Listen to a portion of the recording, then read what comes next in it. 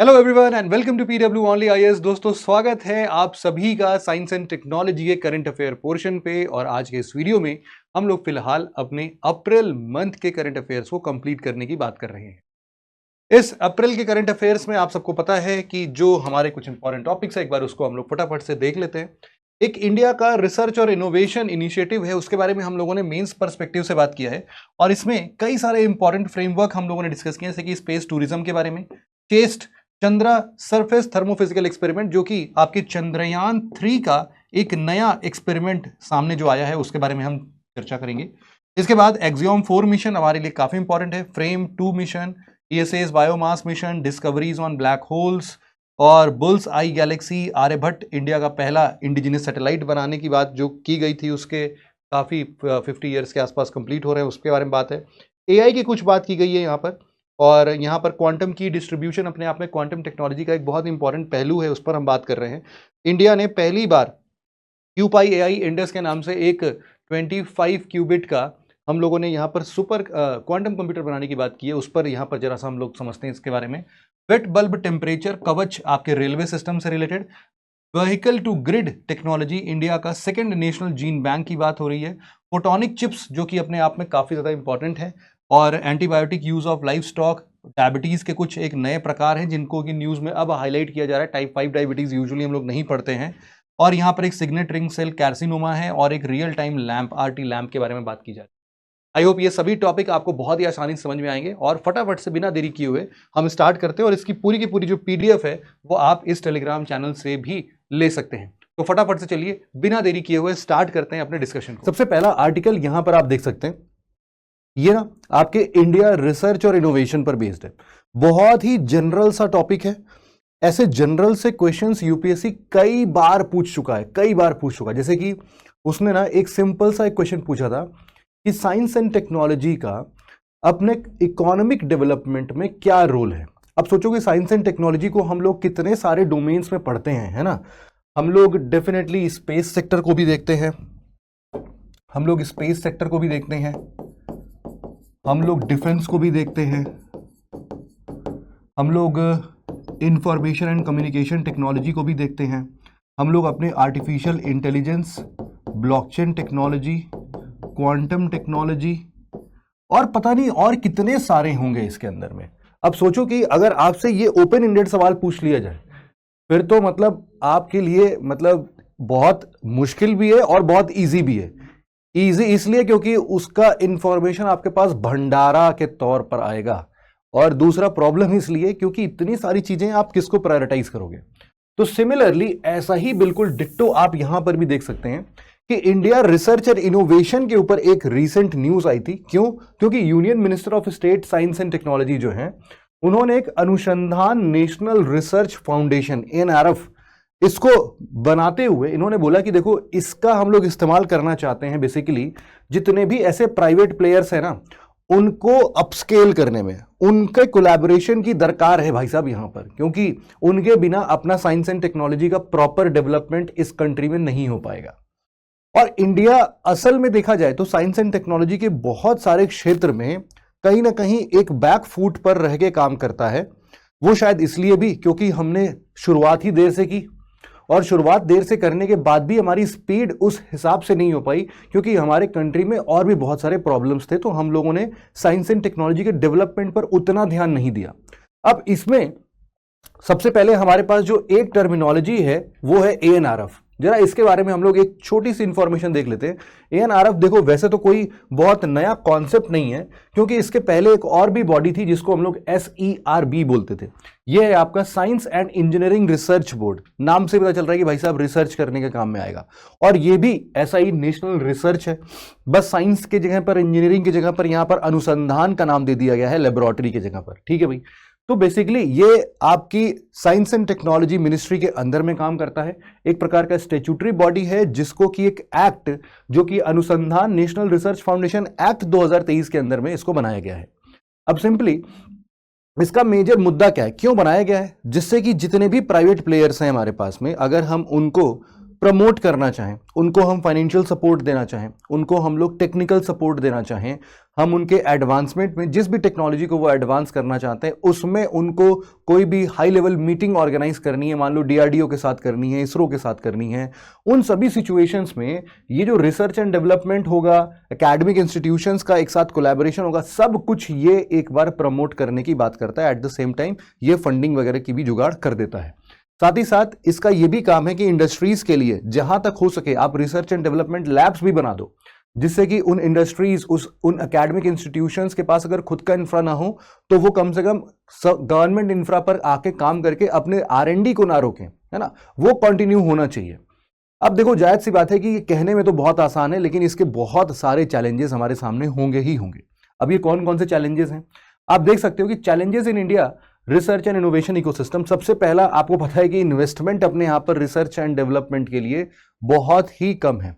Research and development का जो R&D का हमारा, आप समझ सकते हो कि ग्रॉस एक्सपेंडिचर है, GERD बोलते हैं हम लोग, कि gross expenditure on research and development कितना है। तो हमारे कंट्री का तो भाई साहब सिर्फ GDP का 0.7% है, लेकिन जब भी आप ग्लोबल एवरेज निकालोगे ना तो वो 2% आता है। कुछ कंट्रीज लाइक चाइना और USA ये 3 से 4% तक भी इन्वेस्ट करती हैं अपनी GDP का सिर्फ और सिर्फ रिसर्च एंड डेवलपमेंट पर। और अगर उसको भी आप इनकॉर्पोरेट करोगे उस कंट्री के complete research and development funding पर, तो अपने GDP का 2-3% कंट्रीब्यूट करने के बाद भी उन कंट्री के स्पेसिफिक कंट्रीब्यूशंस में वो सिर्फ मुश्किल से 10%, 15%, 20% कंट्रीब्यूट कर रहे होते हैं। बाकी का 80, 85, 90% कौन करता है? प्राइवेट प्लेयर्स करते हैं।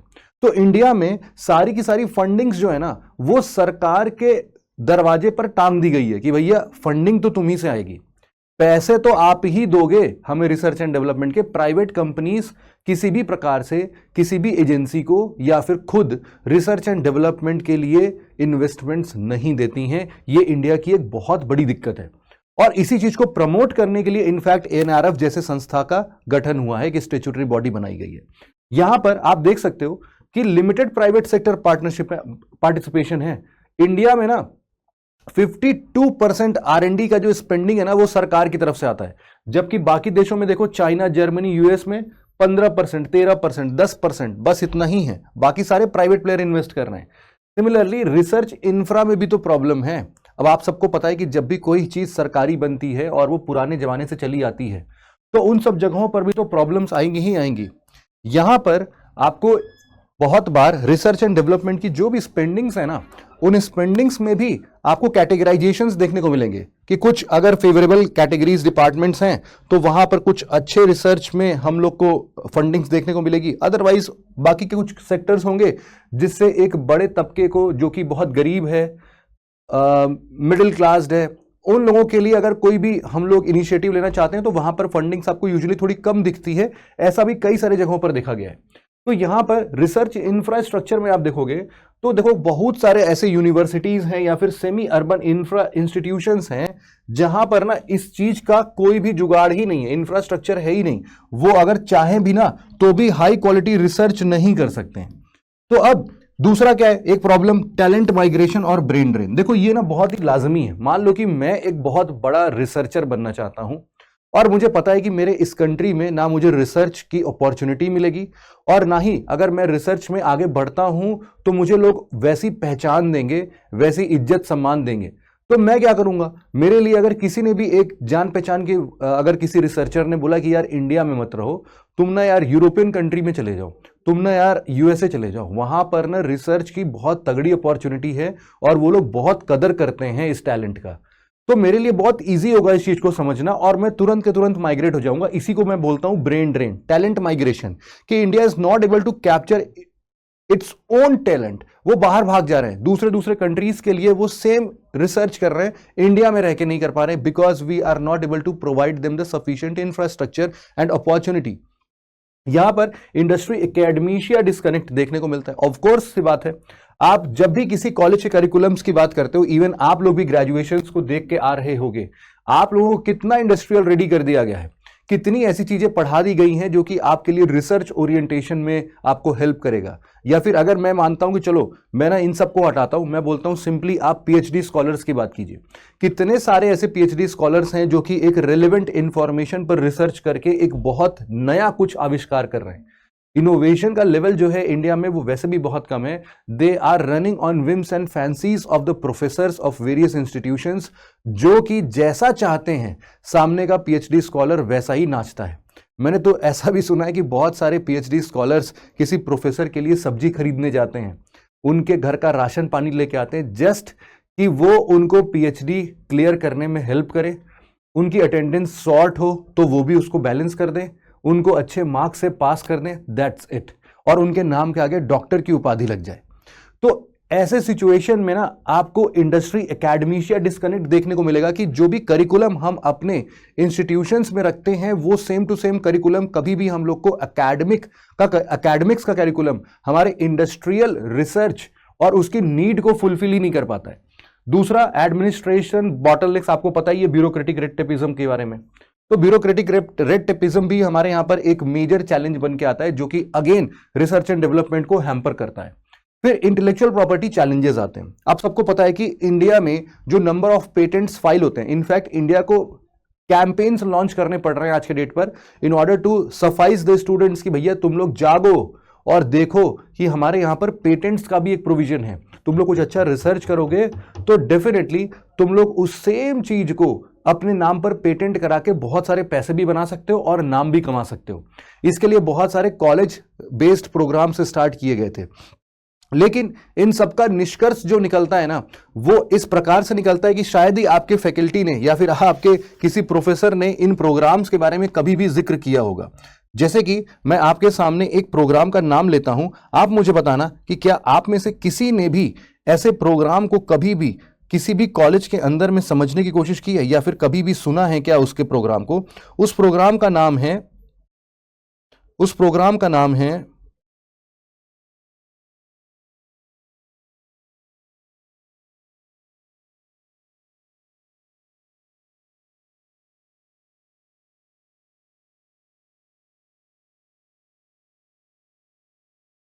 उस प्रोग्राम का नाम है कपिला। कपिला है फॉर आईपी लिटरेसी, है ना। ये प्रोग्राम है for IP literacy and creating patent awareness. ये एक प्रकार की गवर्नमेंट इनिशिएटिव है जिसका फुल फॉर्म है आपका Kalam programme for intellectual property literacy and awareness campaign. इस प्रोग्राम में ना कभी भी ऐसा बोला गया है कि प्रोफेसर्स और जो स्टूडेंट्स है ना उनका एक कंसोर्टियम बन जाए, एक ग्रुप बन जाए। ऐसे हायर एजुकेशनल इंस्टीट्यूशंस में ये प्रोग्राम को रन करते हैं, उनको इंसेंटिवाइज करते हैं, उनके पेटेंट प्रोसेस को भी हम स्पीड अप कर देंगे। But nowhere it is seen, nowhere तो चलो एक एक्सट्रीम वर्ड हो गया, बहुत ही गिने चुने जगहों पर ऐसा हम देख पा रहे होंगे। तो सेम चीज यहां पर भी है कि इंटेलेक्चुअल प्रॉपर्टी का बहुत बड़ा चैलेंज है with compare to China and US. हम लोग नंबर ऑफ पेटेंट्स में बहुत कम हैं। और सबसे बड़ी बात पता है क्या है कि चलो पेटेंट अगर होता भी है ना तो अभी मैं उसके क्वालिटी के बारे में आपसे बात करूंगा कि what is the basic quality of our patents. दूसरा जो है अब यहां पर क्या किया जाए। चलो बहुत सारी बुराइयां कर ली हमने, बहुत सारे लांछन लगा दिए हैं अपने सिस्टम पर, तो क्या किया जाए। तो जो प्रॉब्लम्स थी उनको सही किया जाए भाई साहब। फंडिंग की प्रॉब्लम थी, जीडीपी का कम से कम 4% की फंडिंग रिसर्च एंड डेवलपमेंट में लगाएं। हमारा देखी देखा जो है प्राइवेट इंस्टीट्यूशंस भी इसको टेकअप करेंगे, फ्यूचर में आप 4% से फिर कम कर देना। फिर अगला क्या है, ग्लोबल टैलेंट को अट्रैक्ट करो यार।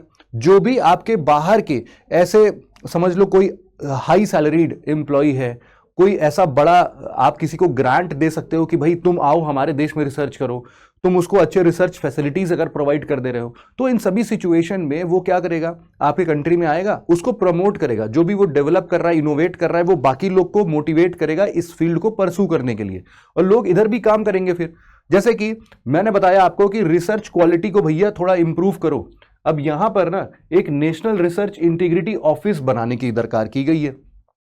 इंडिया, देखो मैंने बताया ना कि पेटेंट तो इंडिया बहुत कराता है, और इनफैक्ट पूरे वर्ल्ड में इंडिया चौथे रैंक पर है नंबर ऑफ पेटेंट कराने के नाम पर। लेकिन जब भी उसके यूसेज की बात आती है तो वो खिसक के 7th पोजीशन पर चला जाता है। मतलब कि जो रिसर्च साइटेशन है ना, जैसे कि मान लो कि मैंने कोई रिसर्च किया, तो जितने भी लोगों ने इससे पहले इसी टॉपिक पर थोड़ा बहुत रिसर्च किया होगा ना, मैं उनको साइट करूंगा कि according to doctor Shivam Yash sir, उन्होंने इस बारे में बात किया था। अब मैं अपने ही थ्योरी में उनका जिक्र कर रहा हूं, साइट कर रहा हूं, वो एक रिनाउंड पर्सन होंगे, उनकी थ्योरीज को मैं अपने पे लेके आ रहा हूं। भैया साइटेशन होता ही नहीं है, साइटेशन के नाम पर इंडिया 7th पोजीशन पहुंच जाता है। क्यों? क्योंकि क्वालिटी रिसर्च ही नहीं है किसी की। जब रिसर्च क्वालिटी नहीं है तो आपके स्टडी को साइट कौन करेगा? तो साइटेशन से पता चलता है भाई साहब कि तुम्हारी स्टडी कितने काम की है, उसमें हम बहुत पीछे हैं। फिर इनोवेशन इंक्यूबेटर्स की बात कर सकते हैं हम लोग। ऐसा हम लोग क्या करें कि अगर रिसर्च और मार्केटेबल इनोवेशंस के बीच में एक ब्रिज बिल्ड करना है तो हम लोग ऐसे कुछ इंक्यूबेटर्स का निर्माण कर सकते हैं। कोई एक लैब टू मार्केट प्रोग्राम चला सकते हैं कि भाई साहब तुम लैब में कोई भी चीज डेवलप कर रहे हो, हमारी जिम्मेदारी है कि इसका मार्केटिंग कैसे किया जाए। जस्ट फॉर एग्जाम्पल, जैसे कि हम लोगों ने ओडीओपी को प्रमोट किया है, one district one product program जो है यूपी सरकार का, वो बहुत ही सक्सेसफुली ड्राइव हुआ है। क्यों? क्योंकि सरकार ने अपनी पूरी जोर लगा दी है उस एक डिस्ट्रिक्ट के प्रोडक्ट को मार्केटाइज करने के लिए। और यही चीज जो है ना हमारे ऐसे रिसर्च डेवलपमेंट के लिए भी चाहिए होगी। नेक्स्ट हमारे पास है enhanced research infrastructure. Enhance research infrastructure के बारे में वैसे तो हमने ऑलरेडी बात कर लिया है कि हम लोग एक नेशनल रिसर्च क्लाउड भी बना दें। यार देखो, इसमें एक और मुद्दा हो सकता है जिसमें कि हम लोग एक नेशनल रिसर्च क्लाउड बना दें। इस नेशनल रिसर्च क्लाउड के बेसिस पर हम लोग का जिस भी फील्ड का कोई भी डेटा होगा, जिसको जहां पर जरूरत होगी, उन अच्छे डेटा का इस्तेमाल करके वो अपने रिसर्च को और फर्दर इनहैंस कर सकता है। इंटरडिसिप्लिनरी रिसर्च की बहुत ज्यादा जरूरत है। अभी अब हम लोग क्या कर रहे हैं, एक आईटी सेक्टर का बंदा एक आइसोलेशन में रिसर्च कर रहा होगा, एक आर्टिफिशियल इंटेलिजेंस सेक्टर का बंदा आइसोलेशन में, एक बायोटेक्नोलॉजी का बंदा आइसोलेशन में काम कर रहा होगा। We need to take them to a single platform. तब जाके हम लोग इंटरमिंगल, जब इन सब के बीच में एक नया कुछ इनोवेशन की बात होगी ना, तो हमें सब चीजों की बात चाहिए। देखो, जब भी हम लोग बायोटेक्नोलॉजी की बात करते हैं तो definitely it needs the information regarding our bodies anatomy, at the same time the high technology that is being involve in the, हम बोल सकते हैं किसी भी चीज का अगर आपको पैमाना बताना या फिर आपको मेजर करना है, in order to measure them what you need to do is you need to have the information of both of these streams. कि आपको एक तो टेक्निकल नॉलेज भी होनी चाहिए, आपको एक एनाटॉमी की नॉलेज भी होनी चाहिए, तब आप दोनों को कंबाइन कर सकते हो। सिमिलर वे में आपको ऐसे कितनी सारी जगहों पर आपको आर्टिफिशियल इंटेलिजेंस का इस्तेमाल करना पड़ रहा होगा। तो यही बोल रहा है कि इंटरडिसिप्लिनरी रिसर्च पर फोकस करते हैं ना, ये जो पूरा एक कंसोर्टियम बनेगा ना, वो हमारे लिए काफी हेल्पफुल होगा। तो कंक्लूजन में राइटर भी यही कहना चाहते हैं कि भाई साहब देखो, इस तरीके से हम लोग थोड़ा लीडरशिप रोल में अगर आगे आना चाहते हैं सच में रिसर्च एंड डेवलपमेंट के डिपार्टमेंट में, तो अपने को ये सब काम करना पड़ेगा। हम लोग जितने भी भले ही मिडिल इनकम इकोनॉमीज होंगे, but definitely we can improve our research and development with some policy support, और रेड टिपिज्म वगैरह को हटा के हम काफी अच्छा काम कर सकते हैं। अच्छा, यहां पर आपको कुछ एक बॉक्स में दिख रहा है कि अभी तक गवर्नमेंट के की इनिशिएटिव्स क्या है R&D में। तो इनोवेशन के तौर पर एक अटल इनोवेशन मिशन था, 2016 में हम लोगों ने लॉन्च किया था। इसी के अंदर में हम लोग अटल टिंकरिंग लैब्स, जो हम इंक्यूबेशन सेंटर्स की बात कर रहे हैं, वो यहां पर खुलते हुए दिखाई देता है। इससे हम लोग MSME सेक्टर्स को काफी इंप्रूव करने की बात कर रहे हैं। वन नेशन वन सब्सक्रिप्शन एक प्रोग्राम आया था जो कि स्कॉलरली रिसर्च कंटेंट सभी को प्रोवाइड करने की बात करता है। स्टार्टअप इंडिया एक सक्सेसफुल इनिशिएटिव रहा है हमारा हमेशा से। अनुसंधान नेशनल रिसर्च फाउंडेशन 2023 में हमने ऑलरेडी पढ़ा इसके बारे में। आज एक है gen next support for innovation startup genesis, जिसको हम लोग बोल रहे हैं। ये टियर 2 टियर 3 स्टार्टअप इकोसिस्टम को डील करता है, उसको बूस्ट करता है। और नेशनल मिशन ऑन ICPS, ये है Indian cyber physical research and development product and development startup. तो ये भी एक प्रकार का इंक्यूबेशन सेंटर को ही स्टार्ट करने की बात कर रहे हैं। तो ये पूरा आप टॉपिक अपने मेंस के पॉइंट ऑफ व्यू से ना, जनरल पर्सपेक्टिव में जब भी किसी भी टेक्नोलॉजिकल डिपार्टमेंट का आपको बुराई करना हो, उसके चैलेंजेस गिनाने हो, तो ये सारे के सारे चैलेंजेस बिल्कुल कॉमनली हर जगह सेट हो जाते हैं। तो आप इसको वैसे ही ब्रॉडर लेवल पर 6 पॉइंट्स अपने किताब में कॉपी में नोट कर लो, कहीं पर भी कुछ भी आएगा तो ये 6 पॉइंट तो आप आंख मूंद के लिख सकते हो उनके चैलेंजेस में। नेक्स्ट हमारे पास जो आर्टिकल है वो प्रीलिम्स से रिलेटेड है। प्रीलिम्स का एक आर्टिकल है स्पेस टूरिज्म। वैसे तो देखो, स्पेस टूरिज्म अपने आप में एक मेंस ओरिएंटेड टॉपिक है, लेकिन फिलहाल अभी इसको हम लोग प्रीलिम्स के सेक्शन के अंदर इसलिए डील कर रहे हैं क्योंकि आप सबको पता होगा कि रिसेंटली अभी ब्लू ओरिजिन, मतलब कि जेफ बेजोस जी जिनके मालिक हैं, उनका एक ब्लू ओरिजिन नाम से एक आप बोल सकते हो कि न्यू शेपर्ड रॉकेट था। वहां पर उनका एक पूरा स्पेस एजेंसी है, स्पेस इंस्टीट्यूशन है। उन्होंने सारे के सारे फीमेल कैंडिडेट्स, जिसमें कि केटी पेरी जैसे फेमस पर्सन भी सामने थी, इनकी वाइफ भी इसमें शामिल थी, इन सभी लोगों को हम लोगों ने स्पेस में भेजा। कुछ मिनट्स तक इनको माइक्रो ग्रेविटी या फिर जीरो ग्रेविटी का एक्सपीरियंस दिया और फिर इनको नीचे सेफली लैंड किया। कुछ खास है नहीं, इसी बात को हम लोग स्पेस टूरिज्म बोलते हैं। और जब भी हम स्पेस टूरिज्म बोलें तो मैंने आपको हमेशा से ये बात बताई है कि यू मस्ट नो कि स्पेस टूरिज्म में स्पेस का मतलब क्या है। सपोज दिस इज अर्थ, तो इसके ना कई सारे लेयर है। सपोज करो ये ट्रोपोस्फियर है, स्ट्रेटोस्फियर है, मेसोस्फियर है, उसके ऊपर की जो भी लाइंस आएंगी इसी में मेसोस्फियर की जब भी मतलब अगर हम लोग रफली एक हाइट की बात करते हैं तो ये मान लो 12 से 13 किलोमीटर होगा, ये स्ट्रेटोस्फियर आपका 50 किलोमीटर होगा, ये मेसोस्फियर आपका 80 किलोमीटर की हाइट तक होगा। और इसी में एक और मुद्दा आता है आपका लगभग ये 100 किलोमीटर का। ये जो 100 किलोमीटर की लाइन है ना, इसी को हम लोग बोलते हैं कर्मन लाइन। इसको क्या बोलते हैं भाई? Karman line. और यही कर्मन लाइन ही है जिसके बियॉन्ड हम लोग स्पेस को काउंट करते हैं। मतलब कि अर्थ और अर्थ का 100 किलोमीटर का एटमॉस्फेयर स्पेस का पार्ट है ही नहीं। स्पेस में जब भी हम लोग बात कर रहे हैं तो it is beyond the 100 kilometre from the sea surface level. उसके बियॉन्ड तो इन लोग को भी यही किया गया, 100 किलोमीटर के ऊपर लेके गए, वहां पर ऐसे माइक्रो ग्रेविटी जीरो ग्रेविटी का एक्सपोजर दिया और फिर नीचे लेके चले आए बस। तो मुश्किल से कुछ मिनट्स का ये पूरा था, लेकिन अब उतने में ही अब इनको काफी मजा आया होगा जो भी ये सिचुएशन है। तो ये है ना स्पेस टूरिज्म है। ये first all women crew in space है 1963 के बाद का। अब इसमें स्पेस टूरिज्म को प्रमोट करने के लिए देखो इंडिया भी बहुत तेजी से फाइट कर रहा है। अपने गगनयान मिशन को भेजने के साथ साथ वो स्पेस टूरिज्म सेक्टर में भी हाथ बैठाना चाहता है। सिमिलरली ये हमारे लिए अंतरिक्ष स्टेशन में एस्ट्रोनॉट्स को भेजने के भी काम में आएगा, इसलिए ये टेक्नोलॉजी हमें एनी हाउ लेना है। तो ये काफी न्यूज में है और इंडिया भी इसके पीछे बहुत तेजी से पड़ा हुआ है। ये जो स्पेस टूरिज्म है ना, इसके कई सारे प्रकार भी हैं। देखो सबसे पहला जो आप यहां पर देख सकते हैं वो है आपका सब ऑर्बिटल। एक सब ऑर्बिटल है जिसके अंदर में आप कर्मन लाइन को बस क्रॉस करते हैं, 100 किलोमीटर ऊपर जाते हैं और थोड़ा बहुत 2-4-10 मिनट रहते हैं और फिर नीचे आ जाते हैं। दूसरा है ऑर्बिटल।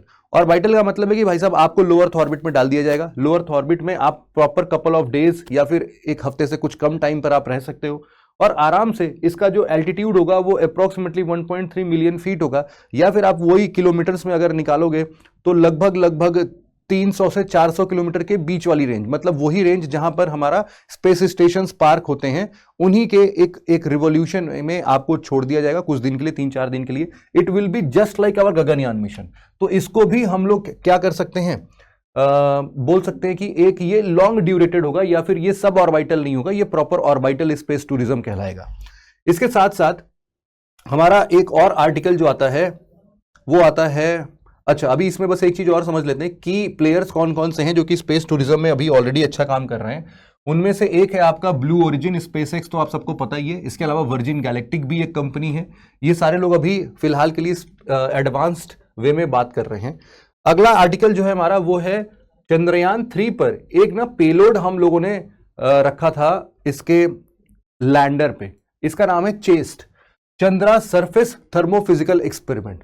तो इसका ना हम लोगों ने थर्मोफिजिकल एक्सपेरिमेंट के तौर पर हमने सरफेस थर्मो का नाम मतलब क्या है, टेम्परेचर से रिलेटेड है। तो हम लोगों ने ऑलरेडी इसके बारे में कई बार पढ़ने की कोशिश की है कि एक टेम्परेचर सरप्राइज मिला है हमें।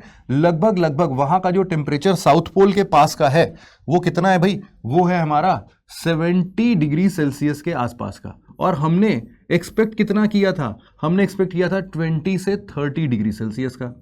तो एक तो चलो चेस्ट का ना ऑलरेडी एक डाटा हम लोग को पता है, इसमें ही एक तरीके से और इंप्रूव्ड वर्जन का डेटा हमारे सामने आ रहा है। इसमें बोला जा रहा है कि देखो चंद्रा जो था ना, सॉरी चेस्ट जो था, चंद्रा सरफेस थर्मोफिजिकल एक्सपेरिमेंट, उसने क्या किया है, ल्यूनर सॉइल में काफी टाइम तक एक इंस्ट्रूमेंट था, उसमें कई सारे ऐसे पैरामीटर्स के साथ में हम लोग उन सॉइल्स को टेस्ट कर रहे थे, उनके टेम्परेचर्स को। उन सभी के साथ में उसने सरफेस के अंदर उन सभी को ड्रिल किया, उसमें बहुत सारे सेंसर्स लगे हुए थे अलग अलग प्रकार के। उन सभी सेंसर्स ने फिर टेम्परेचर डिस्ट्रीब्यूशन को पढ़ने की कोशिश की है। इसी के बारे में ये पूरा आर्टिकल है। इसमें बोला गया है कि देखो चेस्ट जो है वो बेसिकली एक VSSC है, स्पेस फिजिक्स लेबोरेटरी है। उन्होंने PRL अहमदाबाद के कोलैबोरेशन से बनाया था। और ये बेसिकली क्या है कि पहले लूनर सॉइल में ना गड्ढा करके थोड़े अंदर तक घुस जाओ और 10 टेम्परेचर सेंसर्स लगे हैं 1-1 सेंटीमीटर के इंटरवल्स पर। उनके बेसिस पर आप उनकी रीडिंग्स को फाइंड आउट करो। और इसमें बेसिक फाइंडिंग्स क्या आया कि देखो डेटा जो भी रिवील कर रहा है ना, वो ये बोल रहा है कि भाई साहब द रेसिस्टेंस, मतलब significant resistance as the probe descends, influencing heat transfer. मतलब कि फाइंडिंग्स जो है वो ये बता रहा है कि ऐसा टेम्परेचर मिलने का वहां पर एक रीजन ये भी इस तरीके से निर्धारित करता है कि जैसे जैसे हम लोग अंदर की तरफ जाते जा रहे हैं उसका रेसिस्टेंस बढ़ता जा रहा है, टेम्परेचर मतलब तेजी से कम होता जा रहा है, जो कि एक तरफ इशारा करता है कि वहां पर वाटर आइस एबंडेंट अमाउंट में होने की संभावनाएं ज्यादा है। मून के साउथ पोल की बात करें तो वाटर आइस रिजर्व क्या है, वहां पर एक देखोगे तो एक क्रेटर कुछ ऐसे बने हैं जहां पर परमानेंट शेडो रीजन बन चुके हैं। वो परमानेंट शेडो रीजन, वहां पर वाटर आइस के डिपॉजिट्स मिलना सबसे ज्यादा संभावना है। साइंटिफिक एक्सप्लोरेशंस के लिए भी अगर हम लोग बात करते हैं तो कुछ ऐसे अनटच्ड रेगोलिथ, रेगोलिथ मतलब सॉइल के ऐसे लेयर्स हैं, टॉप सॉइल के ऐसे लेयर्स हैं जो कि अभी भी अनटच्ड हैं और वहां पर हम लोग को रिसर्च करने की बातें आगे आएंगी, तो ये वाला एक्सपेरिमेंट भी हमारा साथ देगा। तीसरा क्या है, ह्यूमन प्रेजेंस के लिए अगर हम लोग वहां पर कोई लूनर लैब बनाना चाहते हैं तो ऐसे सिचुएशन में उनको वाटर की सप्लाई देना, ऑक्सीजन की सप्लाई देना इजी हो जाएगा अगर वहां पर ऐसा वाटर का एबंडेंस या आइस के फॉर्म में हमें दिख जाता है। और स्ट्रैटेजिक इंपॉर्टेंस तो है ही है कि आपको पता है कि कंसिस्टेंट सनलाइट वगैरह का जो भी रीजन है वो आपके सोलर पावर जनरेशन के लिए काफ़ी इंपॉर्टेंट है और ये आपके लिए कहीं पर भी टेम्परेचर को मेंटेन करने में काफ़ी अच्छा फैक्टर रिस्पॉन्सिबल दिखाएगा। नेक्स्ट आपके लिए आता है इस तरीके से फ्रेम 2 मिशन। फ्रेम 2 मिशन किसका है, ये स्पेसएक्स का एक मिशन है जो कि पहली बार पोलर ऑर्बिट्स में ह्यूमन स्पेस फ्लाइट को अंजाम देता है। ह्यूमन स्पेस फ्लाइट मतलब कि पहली बार हम लोगों ने पोलर ऑर्बिट में इंसानों को भेजा है एज एन एस्ट्रोनॉट।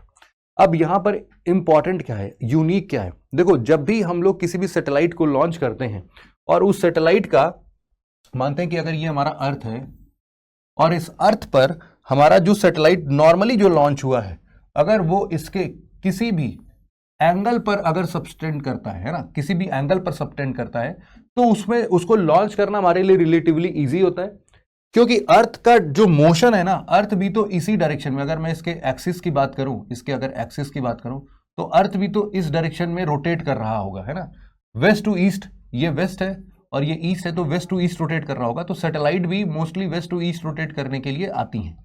अब वेस्ट टू ईस्ट रोटेशन जब सैटेलाइट्स के होते हैं तो वो उन सभी चीजों का उसको एक इनिशियल थ्रस्ट मिलना आसान हो जाता है, सब कुछ बढ़िया रहता है और इसका चक्कर लगाना रिलेटिवली ईजी है। लेकिन अब आप खुद सोचो कि अगर हम किसी पोलर ऑर्बिट की बात करते हैं तो हमारा पोलर ऑर्बिट जो है वो तो बेसिकली इस डायरेक्शन में चलने की बात करता है, ऐसे, है ना, इस डायरेक्शन में जब चलेगा तो अर्थ तो अभी भी ऐसे ही मूव कर रहा है और इसका मोशन हो सकता है ऐसे हो, तो ये ना बहुत ही डिफिकल्ट होता है इस पर्टिकुलर रीजन में इसको बैलेंस करना। जैसे हम लोग बोलते हैं कि हमारा जो लो अर्थ ऑर्बिट 350-400 किलोमीटर के हाइट का होता है उसमें अर्थ को एक चक्कर लगाने में लगभग 90 मिनट लगते हैं, लेकिन यहाँ पोलर ऑर्बिट्स के जो सैटेलाइट्स होते हैं या फिर ऐसा ह्यूमन मिशंस होते हैं ये ना और तेजी से उनको सर्कल करते हैं। ऐसा बोला गया है कि अप्रोक्सीमेटली उनको एक बार अर्थ का पूरा पोल टू पोल सर्कल करने में मुश्किल से 47 मिनट्स ही मिलते हैं, 47-49 मिनट्स में वो एक सर्कल कंप्लीट कर लेते हैं। और यहां पर ऐसा पहली बार ही हो रहा है कि ह्यूमन स्पेस फ्लाइट स्पेसएक्स ने लॉन्च किया है। कहां से लॉन्च किया है, तो फ्लोरिडा के एक कैनेडी स्पेस सेंटर है वहां से लॉन्च किया है। यहां पर जैसे मैंने बताया कि पोल टू पोल ये अराउंड द ग्लोब ये ट्रैवल करेगा, ये 90 डिग्री इसको एक्सिस या फिर 90 डिग्री सर्कुलर ऑर्बिट भी बोलते हैं हम इसको, और अप्रॉक्सीमेटली वही मैंने बताया कि 46 मिनट का इनका पूरा का पूरा एक सर्कल ट्रिप होता है। और सिग्निफिकेंस इस मिशन का क्या है, बस हमारे लिए उतना ही इंपॉर्टेंट है। सिग्निफिकेंस के नाम पर आप बोल सकते हो कि देखो स्पेस फ्लाइट में ह्यूमन का एक बेसिक हेल्थ कैसे इंपैक्ट करता है उसको और तेजी से समझने के लिए ये पोलर ऑर्बिट्स हमारे लिए ज्यादा अच्छे हैं। दूसरा क्या है कि हमारे पोलर ऑर्बिट मिशंस के लिए एक अच्छा फाउंडेशन है यार, कि डीप स्पेस एक्सप्लोरेशन कभी करना हुआ या फिर हम लोग को ह्यूमन बेस्ड अर्थ ऑब्जर्वेशन करना हुआ, जैसे कि अभी तक तो हम लोग सिंथेटिक अपर्चर रडार का इस्तेमाल करते हैं जब भी हम लोग को अर्थ ऑब्जर्वेशन सैटेलाइट्स को भेजना होता है। अब उनकी रीडिंग्स पर फिर हम लोग काम करते हैं, उनके जगह पर अगर डायरेक्टली ह्यूमन इन्फ्लुएंस दिखेगा हमें तो हमारे रिसर्च और भी बेहतर हो पाएंगे। ये बात है इनके फर्दर डेवलपमेंट से। अगला आर्टिकल जो है हमारा वो है एक्सियम 4 मिशन से रिलेटेड। एक्सियम 4 मिशन देखो न्यूज में इसलिए रहा है क्योंकि ये हमारे ही एक गगनयान एस्ट्रोनॉट को इंटरनेशनल स्पेस स्टेशन तक लेके जा रहा है। इसके लिए हम लोगों ने एक्सियम 4 से कनेक्ट किया। एक्सियम 4 एक प्रकार का यूएस बेस्ड कंपनी है जो कि इंटरनेशनल स्पेस स्टेशन तक लोगों को ले आने या फिर खुद भी स्पेस रिसर्च में लोगों की हेल्प करता है। या फिर उसकी कंपनी ही इसी पर बेस्ड है। अब यहीं पर क्या हो रहा है कि उसके पास अभी फिलहाल के लिए खुद का रॉकेट नहीं था जिससे कि वो किसी को इंटरनेशनल स्पेस स्टेशन तक लेके जा पाए, तो उसने स्पेसएक्स कंपनी से ये कॉन्ट्रैक्ट साइन किया एक्सियोम 4 ने कि हमारे पास कुछ एस्ट्रोनॉट्स हैं, 4 एस्ट्रोनॉट्स हैं, इनको इंटरनेशनल स्पेस स्टेशन तक लेके जाना है। और उसमें से ही एक पर्सन जो है वो है शुभांशु जी। शुभांशु जी जो है वो ऑलरेडी हमारे गगनयान मिशन के लिए एक सिलेक्टेड विंग कमांडर आप बोल सकते हैं इनको, और इनका एक विजिट करना इंटरनेशनल स्पेस स्टेशन पर और वहां पर रह के काफी सारे एक्सपेरिमेंट्स कंडक्ट करना, एक एक्सपोजर लेके आना और फिर हमारे गगनयान मिशन को लीड करना, वो अपने आप में काफी इंपॉर्टेंट रोल प्ले करता है। तो आप ऐसा भी बोल सकते हो कि he will be the first astronaut to go to the international space station. इसके पहले तक और कोई भी इंडियन एस्ट्रोनॉट्स गया ही नहीं है कभी आईएसएस के अंदर में। तो ये इसीलिए काफी इंपॉर्टेंट है। ये एक्सियोम 4 में 4 का मतलब ये है कि इनका ये फोर्थ ट्रैवल होगा, फोर्थ प्राइवेट एस्ट्रोनॉट मिशन होगा। और ये बेसिकली एक्सियोम जो है वो अभी कुछ दिनों के अंदर अंदर वो एक ऐसे ही कॉमर्शियल स्पेस स्टेशन भी बिल्ड करना चाहता है, तो वो भी इसलिए भी काफी न्यूज में रहता है। तो अभी इनका पूरा प्रोग्राम क्या होगा कि अभी इस बार मई के मंथ में ये पूरा का पूरा केनेडी स्पेस सेंटर से ही इसको भी लॉन्च किया जाएगा। 14 दिन का मिशन होगा ये, और इसके अंदर बहुत सारे साइंटिफिक रिसर्च और इंटरनेशनल कोलैबोरेशंस देखे जा सकते हैं। इंटरनेशनल कोलैबोरेशंस लाइक इसमें ना बहुत सारे मेंबर कंट्रीज के एक्सपेरिमेंट मॉड्यूल्स हैं जिनके बारे में ना रिसर्च करना है। यहां पर आप देख सकते हो कि इट इन्वॉल्व्ड अप्रोक्सीमेटली 31 कंट्रीज, है ना, जहां पर इनके बेसिस पर रिसर्च करना है, 60 साइंटिफिक स्टडीज कंडक्ट करनी है। और यहां पर कुछ क्रू मेंबर्स जो इनके अलावा जा रहे हैं वो है हमारे जो पायलट होंगे यहां पर, वो होंगे group captain Shubhanshu Shukla India से, और बाकी एक नासा के एस्ट्रोनॉट होंगे पिगी वेटसन, ये इसके अलावा एक आपके पोलैंड के और एक हंगरी के भी एस्ट्रोनॉट है इनके साथ। 4 लोगों की ये पूरी टीम जाएगी यहां पर। अगला ये आर्टिकल जो है हमारा वो है ईएसए का बायोमास मिशन से रिलेटेड। अब ये क्या प्रोग्राम है, तो यूरोपियन स्पेस एजेंसी ने एक फॉरेस्ट मैपिंग के लिए, या फिर आप यूं समझ लो कि अर्थ ऑब्जर्वेशन करने के लिए, या फिर फॉरेस्ट को ऑब्जर्व करने के लिए कितना रीजन फॉरेस्ट का है, कैसे है, इन सबको सही तरीके से पढ़ने के लिए एक बायोमास मिशन लॉन्च किया है। एक सैटेलाइट मिशन है, आप ऐसा समझ सकते हो इसको। फ्रेंच गुआना, आपको पता है कि फ्रांस का जो एक मतलब ये जो आप देखते हैं, जस्ट अ सेकेंड, यहां पर जो साउथ अमेरिका है, साउथ अमेरिका में यहां पर आपको एक कंट्री दिखती है, छोटी सी कंट्री है, इसको हम लोग बोलते हैं गुआना, फ्रेंच गुआना। और फ्रेंच गुआना के अंदर ही फ्रांस ने अपना स्पेस लॉन्च स्टेशंस वहां पर प्लेस किया है। वहीं पर से इस पूरे बायोमास मिशन को लॉन्च करने की बात हो रही है।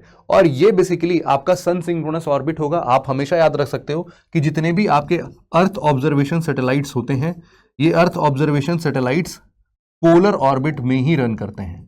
पोलर ऑर्बिट में इसलिए क्योंकि वो एक सिंगल सैटेलाइट भी पूरे ग्लोब को कवर कर लेता है। इनफैक्ट जैसे इंडिया और इसरो का, नासा और इसरो का जो निसार मिशन है, NASA ISRO synthetic aperture radar, वो भी पोलर ऑर्बिट में ही है।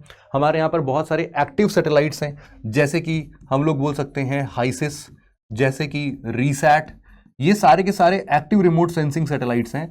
रिमोट सेंसिंग सैटेलाइट्स कहें या फिर अर्थ ऑब्जर्वेशन सैटेलाइट कहें, इन दोनों का मतलब सेम ही होता है। हमने भी अपना रिसेंट 2020 के बाद नोमेनक्लेचर चेंज करके जो पहले के सैटेलाइट्स को हम लोग रिमोट सेंसिंग सैटेलाइट बोलते थे, अब उनको भी हम लोगों ने नामकरण चेंज करके ईओएस के नाम पर कर दिया है। और आपको ये भी पता होना चाहिए कि अभी ये चूंकि मैगजीन में थोड़ा लेट से रिकॉर्ड कर रहा हूं, अभी हाल फिलहाल की एक और भी न्यूज़ थी कि अर्थ ऑब्जर्वेशन सैटेलाइट 08 जो हमने अभी लॉन्च की है हमारे PSLV 61 C61 से, PSLV C61, उसको हम लोग पार्शियल फेलियर के तौर पर देख रहे हैं, क्योंकि जो PSLV रॉकेट का 3rd स्टेज इग्निशन था वो सही तरीके से प्रॉपरली हो नहीं पाया, और इसीलिए इस सैटेलाइट को हम लोग सही तरीके से पोलर ऑर्बिट में लॉन्च नहीं कर पाए हैं।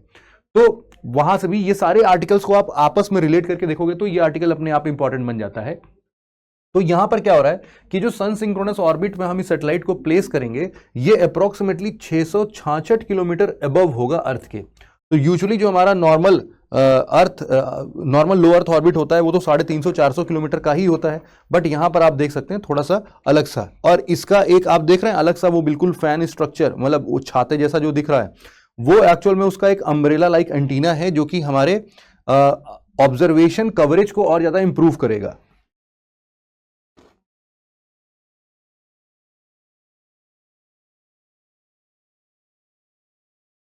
इसका बेसिक ऑब्जेक्टिव की अगर हम लोग बात करते हैं तो यहां पर ना ग्लोबल फॉरेस्ट को मैप करना, मॉनिटर करना। दूसरा, ग्लोबल कार्बन साइकिल में ना फॉरेस्ट का रोल क्या है, कितना हम लोगों ने कार्बन सिक्वेस्ट्रेशन के लिए, अगर हमारे फॉरेस्ट एरियाज हैं, कितने कार्बन को एब्जॉर्ब कर लेते हैं। सिमिलरली हम लोग अगर पूरा ग्लोबल कार्बन साइकिल समझना चाहते हैं तो हमारे पास एक 3D मैपिंग होनी चाहिए इन पूरे फॉरेस्ट एरियाज की, from canopy to the roots, जिसके बेसिस पर हम लोग एक कंप्लीट इंफॉर्मेशन ले पाए। तो यहां पर वो भी चीजें कंप्लीट की जाएंगी। अब यहां पर ना एक यूनिक टेक्नोलॉजी का इस्तेमाल किया गया है। पहली बार इस पूरे अर्थ पर आप बोल सकते हो, in the history of humans, आप बोल सकते हैं कि यहां पर पहली बार ऐसा हो रहा है कि हम लोगों ने P band synthetic aperture radar का इस्तेमाल किया। अभी तक किसी ने भी नहीं किया। इवन निसार में भी अगर आप देखोगे तो उसमें एल बैंड और एस बैंड का इस्तेमाल किया जा रहा है, लेकिन पी बैंड का इस्तेमाल पहली बार किया जा रहा है। ये 70 सेंटीमीटर वेवलेंथ का अपना एक रडार है। ये बेसिकली फॉरेस्ट फ्लोर और ट्री ब्रांचेस तक को भी उनके बायोमास से डिटेक्ट कर लेगा। एक्चुअल में होता क्या है कि यहां पर ना कुछ ऐसे सैटेलाइट्स हैं, जैसे कि ये सिंथेटिक अपर्चर रडार्स जो होते हैं, ये बेसिकली क्या करते हैं, जो भी हमारे लीव्स होते हैं ना, लीव्स बेसिकली स्टोमेटा जो वहां पर होते हैं, और वहां पर वो जब रेस्पायर करते हैं तो उस रेस्पिरेशन प्रोसेस में कई बार वो एनर्जी जो रिलीज करते हैं, उन एनर्जीज को वो स्पेक्ट्रोग्राफी की मदद से यहां पर उनको रीड करने में हेल्प करता है। तो उनके अलग अलग प्रकार के अलग अलग रेंज ऑफ वेवलेंथ एमिट करता है वो, और उन्हीं अलग अलग वेवलेंथ एमिशन से ये काफी हद तक उन पेड़ों के टाइप्स को आइडेंटिफाई करना, स्पीशीज को आइडेंटिफाई करना, और उनका एक प्रॉपर स्ट्रक्चर मतलब 3D मॉडल्स डिराइव करना, ये सब यहां पर उनके बायोमास से रिलेटेड भी सारी इंफॉर्मेशन ही कलेक्ट कर सकता है। तो ये बेसिकली क्या होगा कि स्पेस से ही हम लोग फॉरेस्ट को वे कर पाएंगे, उसका मास बता पाएंगे भाई साहब कि पूरा का पूरा बायोमास एक्चुअल में पूरे फॉरेस्ट में कितना ज्यादा है।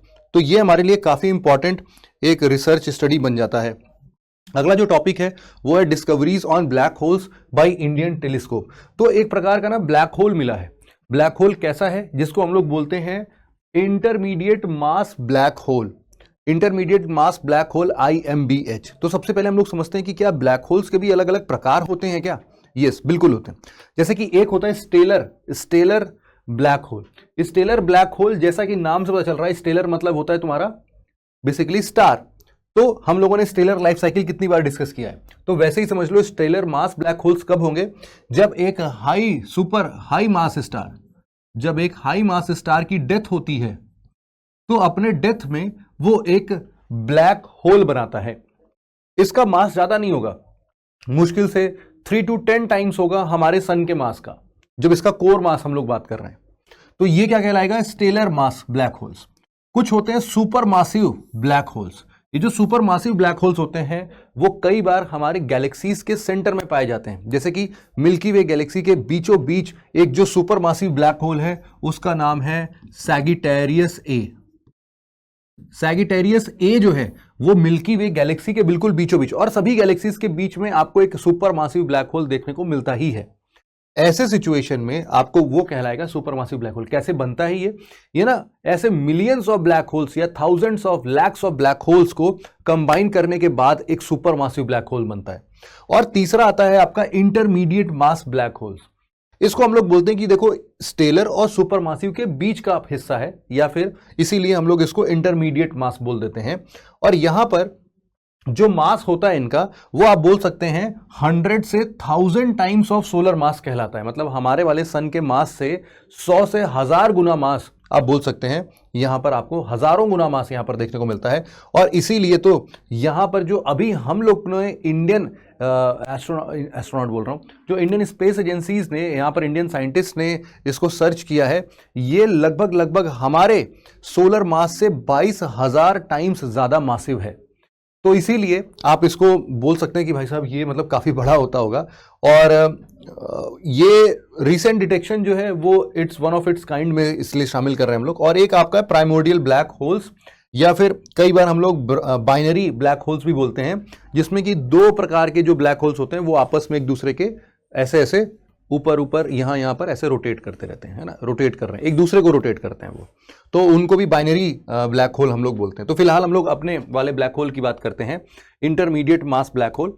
तो यहां पर क्या हो रहा है ये बेसिकली इंडियन साइंटिस्ट ने जो खोजा है ना, वो NGC 4395 के नाम से है, एक गैलेक्सी वहां पर आपको देखने को मिला है, और ये हमसे 4.3 मिलियन लाइट ईयर्स अवे है।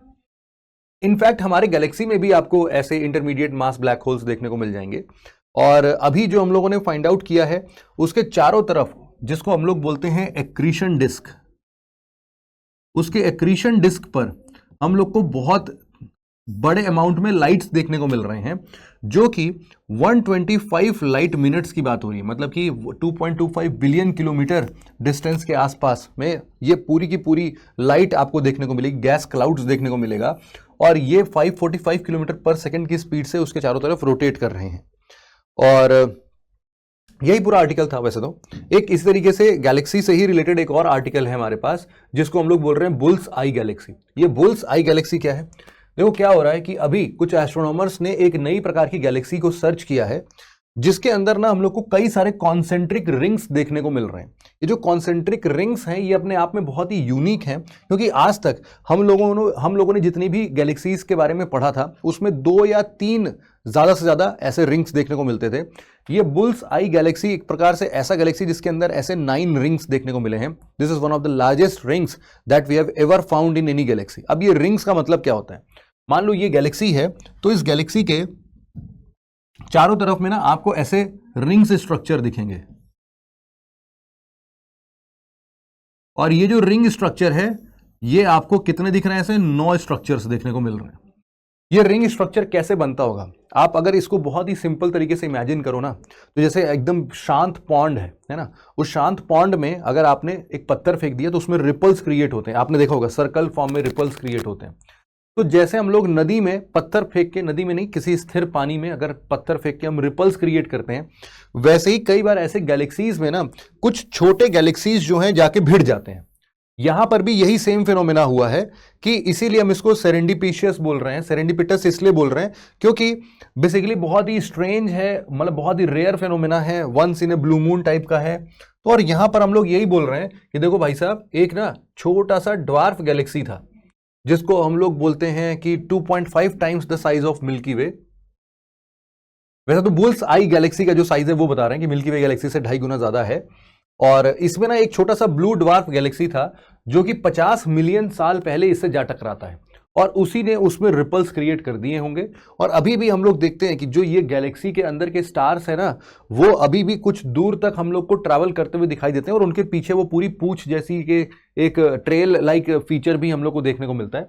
तो इस तरीके से हमने बुल्स आई गैलेक्सी की बात की। बुल्स आई का मतलब ही वही है यार, कि मतलब वो उनको एम वाले जैसा दिखता है।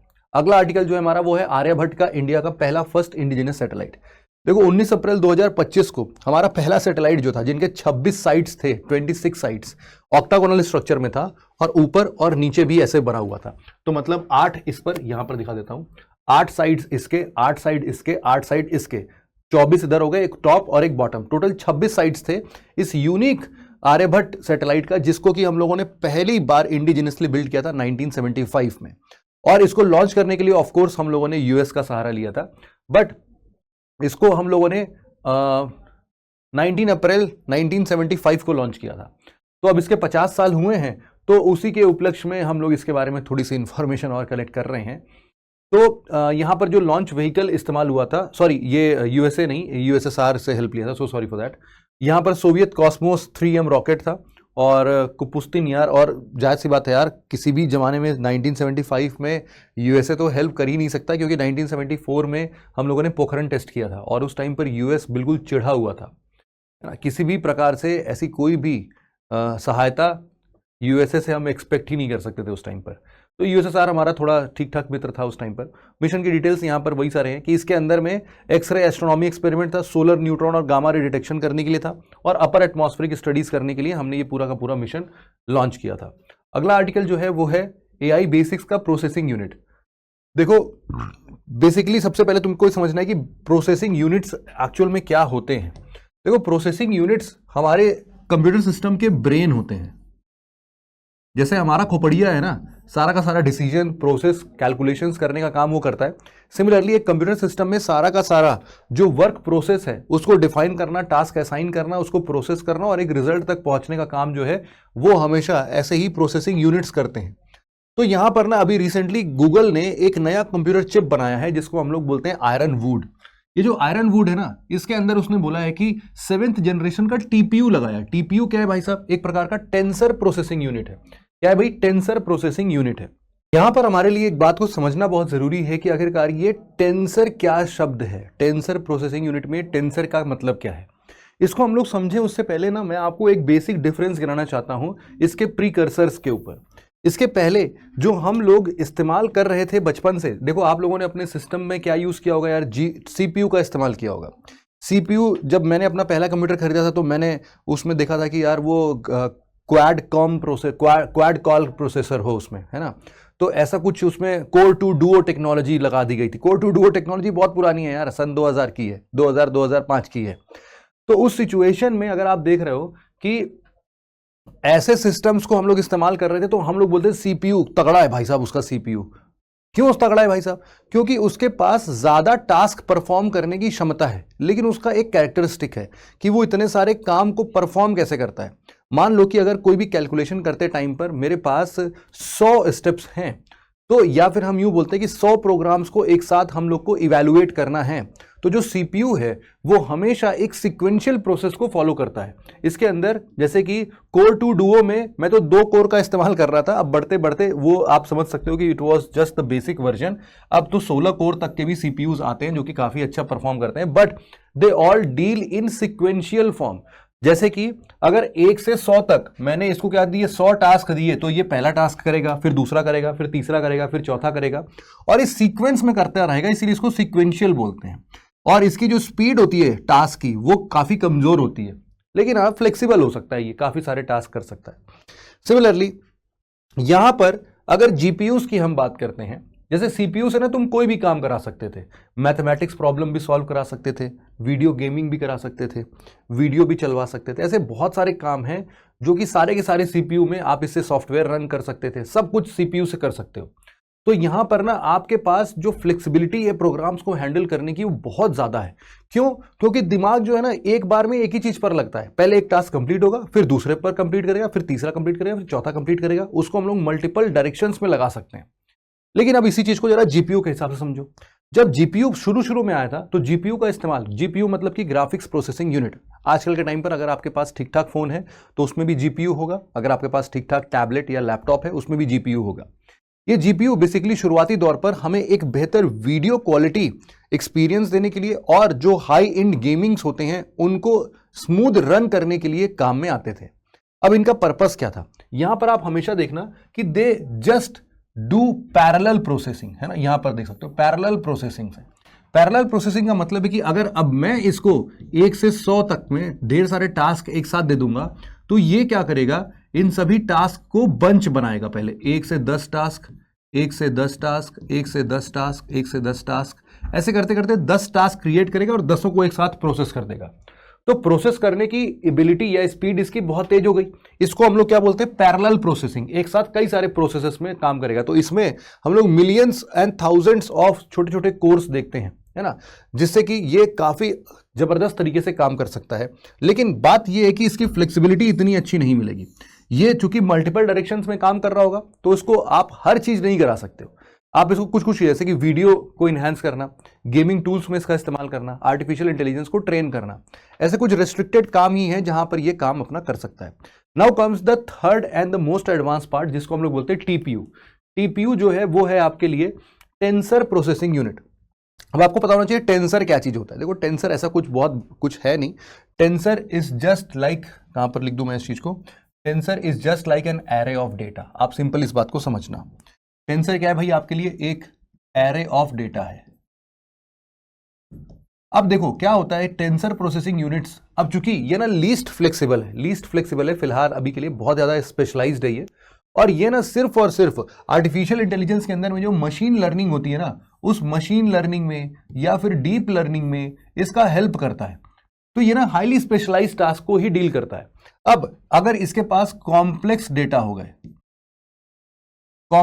हो गए तो हम उसको क्या बोलते हैं? टेंसर बोलते हैं, टेंसर।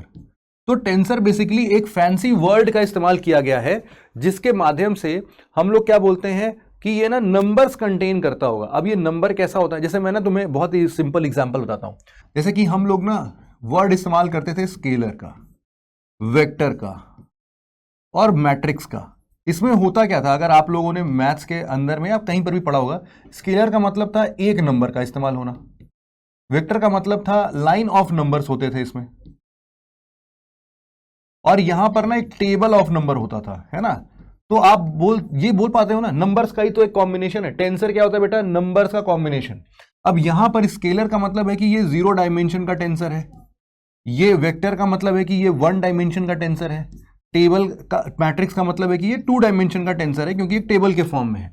अब इसी तरीके से कई बार टेंसर्स जो होते हैं वो 3 डायमेंशन के भी हो सकते हैं, 4 डायमेंशन के भी हो सकते हैं, बेस्ड ऑन कि हम उसको किस वे में इस्तेमाल कर रहे हैं। जैसे कि 4 डायमेंशन का जो एक 3 डायमेंशन का जो एक आप बोल सकते हो टेंसर होगा, वो बेसिकली अपने इमेज को हम बोल सकते हैं कि कोई भी इमेज जो होता है वो 3 डायमेंशन का टेंसर है। क्यों भाई, उस टेंसर में कैसे नंबर्स फीड होंगे, हम बोल रहे हैं बाइनरी नंबर्स की तो बात हो रही है, लेकिन वहां पर आपके लिए हो सकता है कि कई बार इस इमेज के फॉर्म में भी आपके कुछ टेक्स्ट चले जाए, कुछ ऑडियो इसके साथ चला जाए, ऑडियो ऑडियो ऑडियो टेक्स्ट या ऑडियो, या फिर आप जो इसकी पिक्चर क्वालिटी बोल रहे हैं, इमेज जिसको हम बोलते हैं वो। तो यहां पर 3 चीजों को ये एक साथ लेके जा सकता है। 3D टेंसर की बात कर लो। अब इस तरीके से अगर कोई वीडियो की बात होगी तो उसमें हाइट, विड्थ और कलर, क्या बोल दिया मैंने, हाइट, विड्थ और इसका कलर क्या है, और इस 3 डायमेंशंस ऑफ इंफॉर्मेशन के साथ साथ कितने फ्रेम में उसको आगे बढ़ाना है, ये इसका चौथा डायमेंशन हो गया। तो क्या है यार, ये सब नंबर्स ही तो हैं, है ना, सारी की सारी चीजें नंबर्स पर डील हो रही हैं। तो हम इसी को क्या बोलते हैं, टेंसर बोलते हैं। अब ये टेंसर को प्रोसेस कर सकता है, मतलब कि टेंसर प्रोसेसिंग यूनिट और कुछ नहीं है, बल्कि इन सब चीजों को क्या करेगा, बहुत ही तेजी से बहुत सारे जगहों पर पैरेलल प्रोसेसिंग स्टार्ट करता है। जीपीयू जैसा ही काम करता है, बट ये क्या होता है, हाईली ऑप्टिमाइज्ड होता है, हाईली ऑप्टिमाइज्ड। ये हाईली स्पेशलाइज्ड भी होगा। इसका काम सिर्फ और सिर्फ आर्टिफिशियल इंटेलिजेंस को ट्रेन करने के लिए बनाया गया है, तो सिर्फ बस वो उतना ही करता है। तो कस्टम बिल्ड प्रोसेसर है टीपीयू। इस तरीके से आप टीपीयू, जीपीयू, सीपीयू इन सब का भी आप एक बार बात कर सकते हो। अगला आर्टिकल जो है हमारा, वो है हमारे लिए इंडिया का पहला क्वांटम की डिस्ट्रीब्यूशन को अचीव करना, और इसके अलावा फिर हम लोग क्वांटम कंप्यूटर की भी बात करेंगे, जो कि इंडिया ने पहली बार क्यूपाई एआई के नाम से बनाया है, उसको भी हम लोग देखते हैं। तो हमने देखा कि यार देखो, इंडिया ने ना अभी पहला अपना क्यूकेडी अचीव किया है, और मल्टी कोर फाइबर के अंतर्गत। देखो क्या होता है क्यूकेडी, सबसे पहले समझना, क्वांटम मैकेनिक्स को जब भी हम लोग समझते हैं, क्वांटम मैकेनिक्स जिसके अंदर हम लोग अपने क्वांटम कंप्यूटर्स बिल्ड कर रहे हैं, इस क्वांटम कंप्यूटर को बिल्ड करने के लिए हमारा इस्तेमाल जो होता है वो होता है क्वांटम मैकेनिक्स। इस क्वांटम मैकेनिक्स का एक बहुत ही सिंपल फंडा ये है कि अगर हमने किसी भी कंप्यूटर सिस्टम को अगर क्वांटम इनक्रिप्शन के साथ में अगर उसको इनक्रिप्ट कर दिया, उसको कोडिंग कर दी उसके अंदर में, तो फिर उसको डिकोड करना बहुत ज्यादा मुश्किल हो जाता है ना। दूसरी चीज क्या है कि अगर आपने किसी नॉर्मल कंप्यूटर सिस्टम से अगर कोई भी चीज को इनकोड किया है, तो उसको क्वांटम कंप्यूटर को डिकोड करना बहुत ज्यादा इजी हो जाता है। ऐसा क्यों है, क्योंकि क्वांटम कंप्यूटर का स्ट्रक्चर जो होता है वो इस हिसाब से बिल्ड होता है कि इसमें बेसिकली इस्तेमाल होते हैं क्यूबिट्स, और ये जो क्यूबिट्स हैं, ये क्यूबिट्स सुपरपोजिशन, या फिर हम बोल सकते हैं कि ये क्यूबिट्स जो है ये क्वांटम सुपरपोजिशन का एक फंडामेंटल प्रिंसिपल अपनाते हैं। ये fundamental principle of quantum superposition इस बात पर इशारा करता है कि कोई भी एक क्यूबिट एक ही टाइम पर 0 और 1 दोनों हो सकती है ना, दोनों के दोनों ये एक ही फेज पे अचीव कर सकता है। और इसीलिए किसी भी बड़े डेटा को हैंडल करना और बहुत तेजी से उस डेटा को प्रोसेस कर देना, यहां पर क्यूबिट्स का रोल बहुत तगड़े तरीके से बनता है। तो जब बात आती है किसी भी कोड को ब्रेक करने के लिए, तो मल्टीपल टाइम्स एक साथ लगा के उसको इनकोड करके डिकोड कर देना एक तरीके से, वो क्वांटम कंप्यूटर्स के लिए बहुत ईजी हो जाता है। और क्वांटम की डिस्ट्रीब्यूशन क्या कहता है, वो बोलता है कि देखो, अब चूंकि क्वांटम कंप्यूटर्स किसी भी प्रकार के नॉर्मल सिस्टम के कोड को ब्रेक कर सकते हैं, तो हम लोग क्या कर सकते हैं कि इसी इनकोडिंग मैकेनिज्म का इस्तेमाल करके हम लोग अपने क्रिटिकल डिजिटल इंफ्रास्ट्रक्चर्स को क्वांटम की के मदद से उनको हम सिक्योर कर लें, या फिर क्वांटम के कम्युनिकेशन को एस्टैब्लिश करने के लिए हम लोग कुछ एक सेफ मेजर्स ले लें, जिसके अंदर हम लोग कुछ ऐसे की का इस्तेमाल करेंगे अपने ही बातचीत को सिक्योर करने के लिए या फिर उसको इनकोड करने के लिए। इसको हम लोग बोलते हैं क्वांटम की डिस्ट्रीब्यूशन। अब यहां पर इस बात को समझना कि देखो एक ना सी डॉट है अपने पास में, centre for development of telematics, और साथ में स्टरलाइट टेक्नोलॉजी लिमिटेड है। इन्होंने इंडिया का पहला क्वांटम की distribution 4 core multi core fibre के ऊपर में तैयार किया। तो सबसे पहले तो यार देखो, दो चीजों को समझने की जरूरत है। सबसे पहले ये मल्टी कोर फाइबर क्या है यार? देखो, मल्टी कोर फाइबर क्या है? एक प्रकार का एडवांस ऑप्टिकल फाइबर है। बस जैसे ऑप्टिकल फाइबर से आपके घरों में इंटरनेट आता है, वैसे ही समझ लो ये भी एक प्रकार का एडवांस ऑप्टिकल फाइबर है, जिसके अंदर में मल्टीपल कोर्स होते हैं, लेकिन एक सिंगल क्लैडिंग के साथ ही आता है ये। अब यहां पर क्या होता है कि हर एक कोर अलग अलग डेटा को इंडिपेंडेंटली ट्रांसमिट कर सकता है, अलग अलग बैंडविड्थ में कर सकता है, जिससे कि आपको डेटा भेजने की स्पीड भी बढ़ जाती है और वो स्पेस भी कम घेरता है। ये प्रकार का भाई क्वांटम सिग्नल्स भेजने का काफी स्ट्रॉन्ग यूसेज है। एक कोर क्लासिकल डेटा को मतलब, और दूसरा कभी कभी 3 कोर, इन सब के तरीके से हम लोग इस्तेमाल कर सकते हैं। हम लोगों ने तो 4 कोर का इस्तेमाल किया वैसे तो। यहां पर अब आप समझ सकते हो क्वांटम की डिस्ट्रीब्यूशन का क्या मतलब है। तो आप समझ लेना कि क्वांटम की डिस्ट्रीब्यूशन एक प्रकार का बस एक सिक्योर कम्युनिकेशन मेथड है, जिसके अंदर में हम लोग इंफॉर्मेशन को एक्सचेंज कर सकते हैं दो शेयर्ड पार्टीज के बीच में इंक्रिप्शन कीज का इस्तेमाल करके।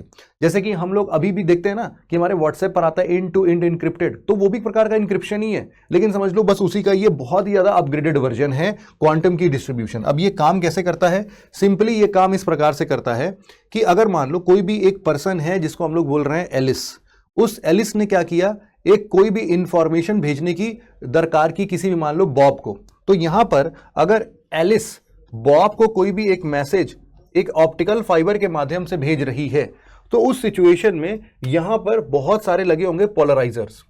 ये पोलराइजर्स इसको वर्टिकल या हॉरिजॉन्टल पोलराइज करेंगे, और यही वर्टिकल और हॉरिजॉन्टल पोलराइजर इसको 0 और 1 की कैटेगरी में रैंडमली डिस्ट्रीब्यूट करके इनकोड कर देंगे। अब यही इंफॉर्मेशन अगर बीच में किसी ने भी छेड़छाड़ की ना, तो फिर ये अपना पोलराइजेशन चेंज कर देगा, और एक बार पोलराइजेशन चेंज कर दिया तो फिर तुम वो इंफॉर्मेशन पढ़ ही नहीं पाए जो एलिस बॉब को भेजना चाहता था। तो तुम जैसे ही उसमें इंटर कर रहे हो ना, तो तुम उस डेटा को पढ़ नहीं पाओगे, तुम एक्चुअल में क्या कर रहे हो, उसको डिस्टॉर्ट कर दे रहे हो, तुम्हें कुछ और ही इंफॉर्मेशन मिल रही है। तो फिर अगर ये देखने की बात होती है कि जो भी इंफॉर्मेशन एलिस ने बॉब को भेजी है क्या वो सिक्योर है कि नहीं है, तो ये लोग क्या करते हैं, पब्लिकली एक ना पोर्शन ऑफ जो इनका इंफॉर्मेशन है उसका बहुत ही छोटा सा एक पोर्शन का एक सैंपल वो लोग पब्लिकली एक दूसरे से शेयर कर देते हैं। और पब्लिकली शेयर करने पर आप उनको मिला लेते हैं कि अच्छा वो सेम टू सेम इंफॉर्मेशन दोनों का मैच हो रहा है, मतलब कि वो ही सेम इंफॉर्मेशन एलिस ने जो बॉब को भेजा था वो दोनों सेम है, मतलब बीच में किसी ने भी हैम्पर नहीं किया। अदरवाइज वो जो टुकड़ा ये लोग मैच कर रहे थे वो कभी मैच ही ना करता। तो इसी तरीके से हमारा क्वांटम की डिस्ट्रीब्यूशन काम करता है। बेनिफिट्स वही है कि आपको पता है कि जिस हिसाब से ईज ड्रॉपर होते हैं, ईज ड्रॉपर जैसे कि मान लो कोई भी ईव इस बीच में यहाँ पर आके कुछ भी अगर यहाँ पर इसको गलत करने की कोशिश करेगा, डिस्टर्ब करने की कोशिश करेगा, तो वो पता चल जाएगा। सिमिलरली क्वांटम कंप्यूटर्स के तौर पर ही हम लोगों ने एक ये देखा है कि कैसे QPI AI इंडस और क्यू शील्ड जो है वो काम कर रहे हैं आपके। तो QPI AI या फिर QPI AI इंडस, यहां पर आप देख सकते हो, इसको ऐसे लिखते हैं, बेसिकली ऐसा है QPI AI इंडस। ये एक आपका क्या है भाई, ये आपकी कंपनी आप बोल सकते हैं, या फिर एक प्रकार का क्वांटम कंप्यूटर है जो कि पहली बार हम लोगों ने बनाया नेशनल क्वांटम मिशन के अंतर्गत। एक बैंगलोर की कंपनी है और उसने इसको 25 क्यूबिट्स पर रन करने की बात की है, 25 क्यूबिट्स पर। अब ये क्या चीज है और नेशनल क्वांटम मिशन क्या क्या बातें कहता है वो हमें समझना और इसके बारे में थोड़ा सा समझना बहुत ज्यादा जरूरी है कि बेसिकली हमारा ये नेशनल क्वांटम मिशन क्या कहता है। तो यहां पर मैंने आपके लिए छोटा सा नोट दे रखा है कि बेसिकली ये ना एक फंडिंग मिली है इसको 6000 करोड़ रुपए की, और इस 6000 करोड़ रुपए को 2031 तक में यूटिलाइज करना है। और इसमें फेज्ड मैनर में आपको अलग अलग क्यूबिट्स का इस्तेमाल करके कुछ कंप्यूटर सिस्टम्स को बनाने की बात की गई है। तो पहला स्टेज जैसे आप देख पा रहे हो कि क्वांटम कंप्यूटर्स को डेवलप करना है। कैसे? आप समझो कि अगले 3 साल में 2023-24 को अगर बात कर ले बेस ईयर मान के, तो अगले 3 साल में आपको कम से कम ऐसे कुछ कंप्यूटर क्यूबिट्स या फिर क्वांटम कंप्यूटर्स का निर्माण करना है जो कि कम से कम 20 से 50 क्यूबिट्स का इस्तेमाल करके आपको वर्क दे रहे हो। फिर उसके भी अगले 3 साल में आपको 50 से 100 क्यूबिट का, और उसके भी आगे आपको लगभग 1000 क्यूबिट्स का अगले 8 सालों में आपको ये पूरा का पूरा एक क्वांटम कंप्यूटर बिल्ड करने का बोला गया है। और यहां पर ये बोला गया है कि हमारे 2031 तक आते आते कम से कम हमारे पास ऐसे 5 क्वांटम कंप्यूटर्स होने चाहिए जो कि 1000 क्यूबिट पर काम करे। अभी तो हमने 25 क्यूबिट ही अचीव किया है। अगला जो है इसका ही प्रोविजन है कि establishing of secure quantum communication network. देखो क्या होता है कि जब भी हम लोग जैसे क्यूकेडीज की बात कर रहे हैं तो वो क्यूकेडी बेसिकली एक सिक्योर क्वांटम कम्युनिकेशन को भी स्टैब्लिश करने की बात करता है। China has already developed it, but India बोल रहा है कि कम से कम देखो इस टाइमलाइन में हम लोग को 2000 किलोमीटर का ये लिमिट सेट करना है कि एक सिक्योर क्वांटम कम्युनिकेशन हो जाए, जो कि 2 सिटीज के बीच में हम लोग आपस में कोई भी इंफॉर्मेशन शेयर करें तो वो काफी सिक्योर फॉर्म में चले। अगला है advancement in quantum sensing and metrology. इसका मतलब है कि ये ना ऐसे कुछ मैग्नेटोमीटर्स होते हैं, एटॉमिक क्लॉक्स होते हैं, नेविगेशन सिस्टम्स होते हैं जिसके इस्तेमाल करने से मतलब जिसके थ्रू ये क्वांटम कंप्यूटर सिस्टम पूरा बनता है। तो क्वांटम सेंसिंग और इन सब टेक्नोलॉजीज को अगर आप और अच्छे से डेवलप कराना चाहते हो तो definitely you must develop these things as well.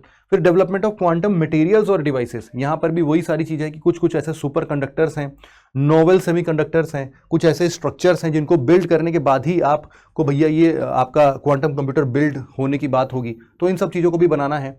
फिर डेवलपमेंट ऑफ क्वांटम मटेरियल, अच्छा इसके बाद एस्टैब्लिशमेंट ऑफ थीमेटिक हब्स। कुछ थीमेटिक हब्स आपको बनाने, 3-4 की बात यहां पर की गई, जैसे कि क्वांटम कंप्यूटिंग हब बनाना है आपको। Similarly quantum communication hub IIT Madras और centre of development of telematics CDOT new Delhi से मिलकर बनाने की बात हुई है। Quantum sensing and metrology hub IIT Bombay में, quantum materials and devices hub IIT Delhi में बनने की बात हो रही है।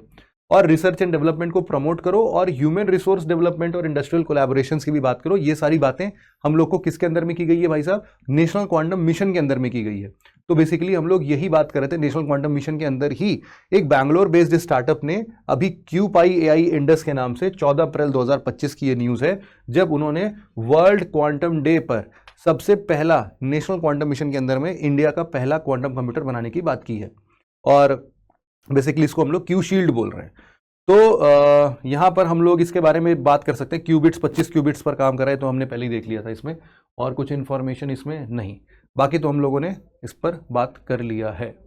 ठीक है, वर्ल्ड क्वांटम डे की बात बस आप देख लो कि एनुअली इसको 14 अप्रैल को हम लोग साइंस एंड टेक्नोलॉजी के फील्ड में क्वांटम लेवल को इंप्रूव करने के लिए हम लोग इसको करते हैं। और 2025 का जो ये पूरा साल है, इसको यूनाइटेड नेशंस के द्वारा क्वांटम ईयर या फिर international year of quantum science and technology के रूप में मनाया जा रहा है, और ये क्वांटम मैकेनिक्स के 100 साल को सेलिब्रेट कर रहा है। अगला आर्टिकल हमारा जो है वो है वेट बल्ब टेम्परेचर का आर्टिकल। ये क्या कहता है भाई?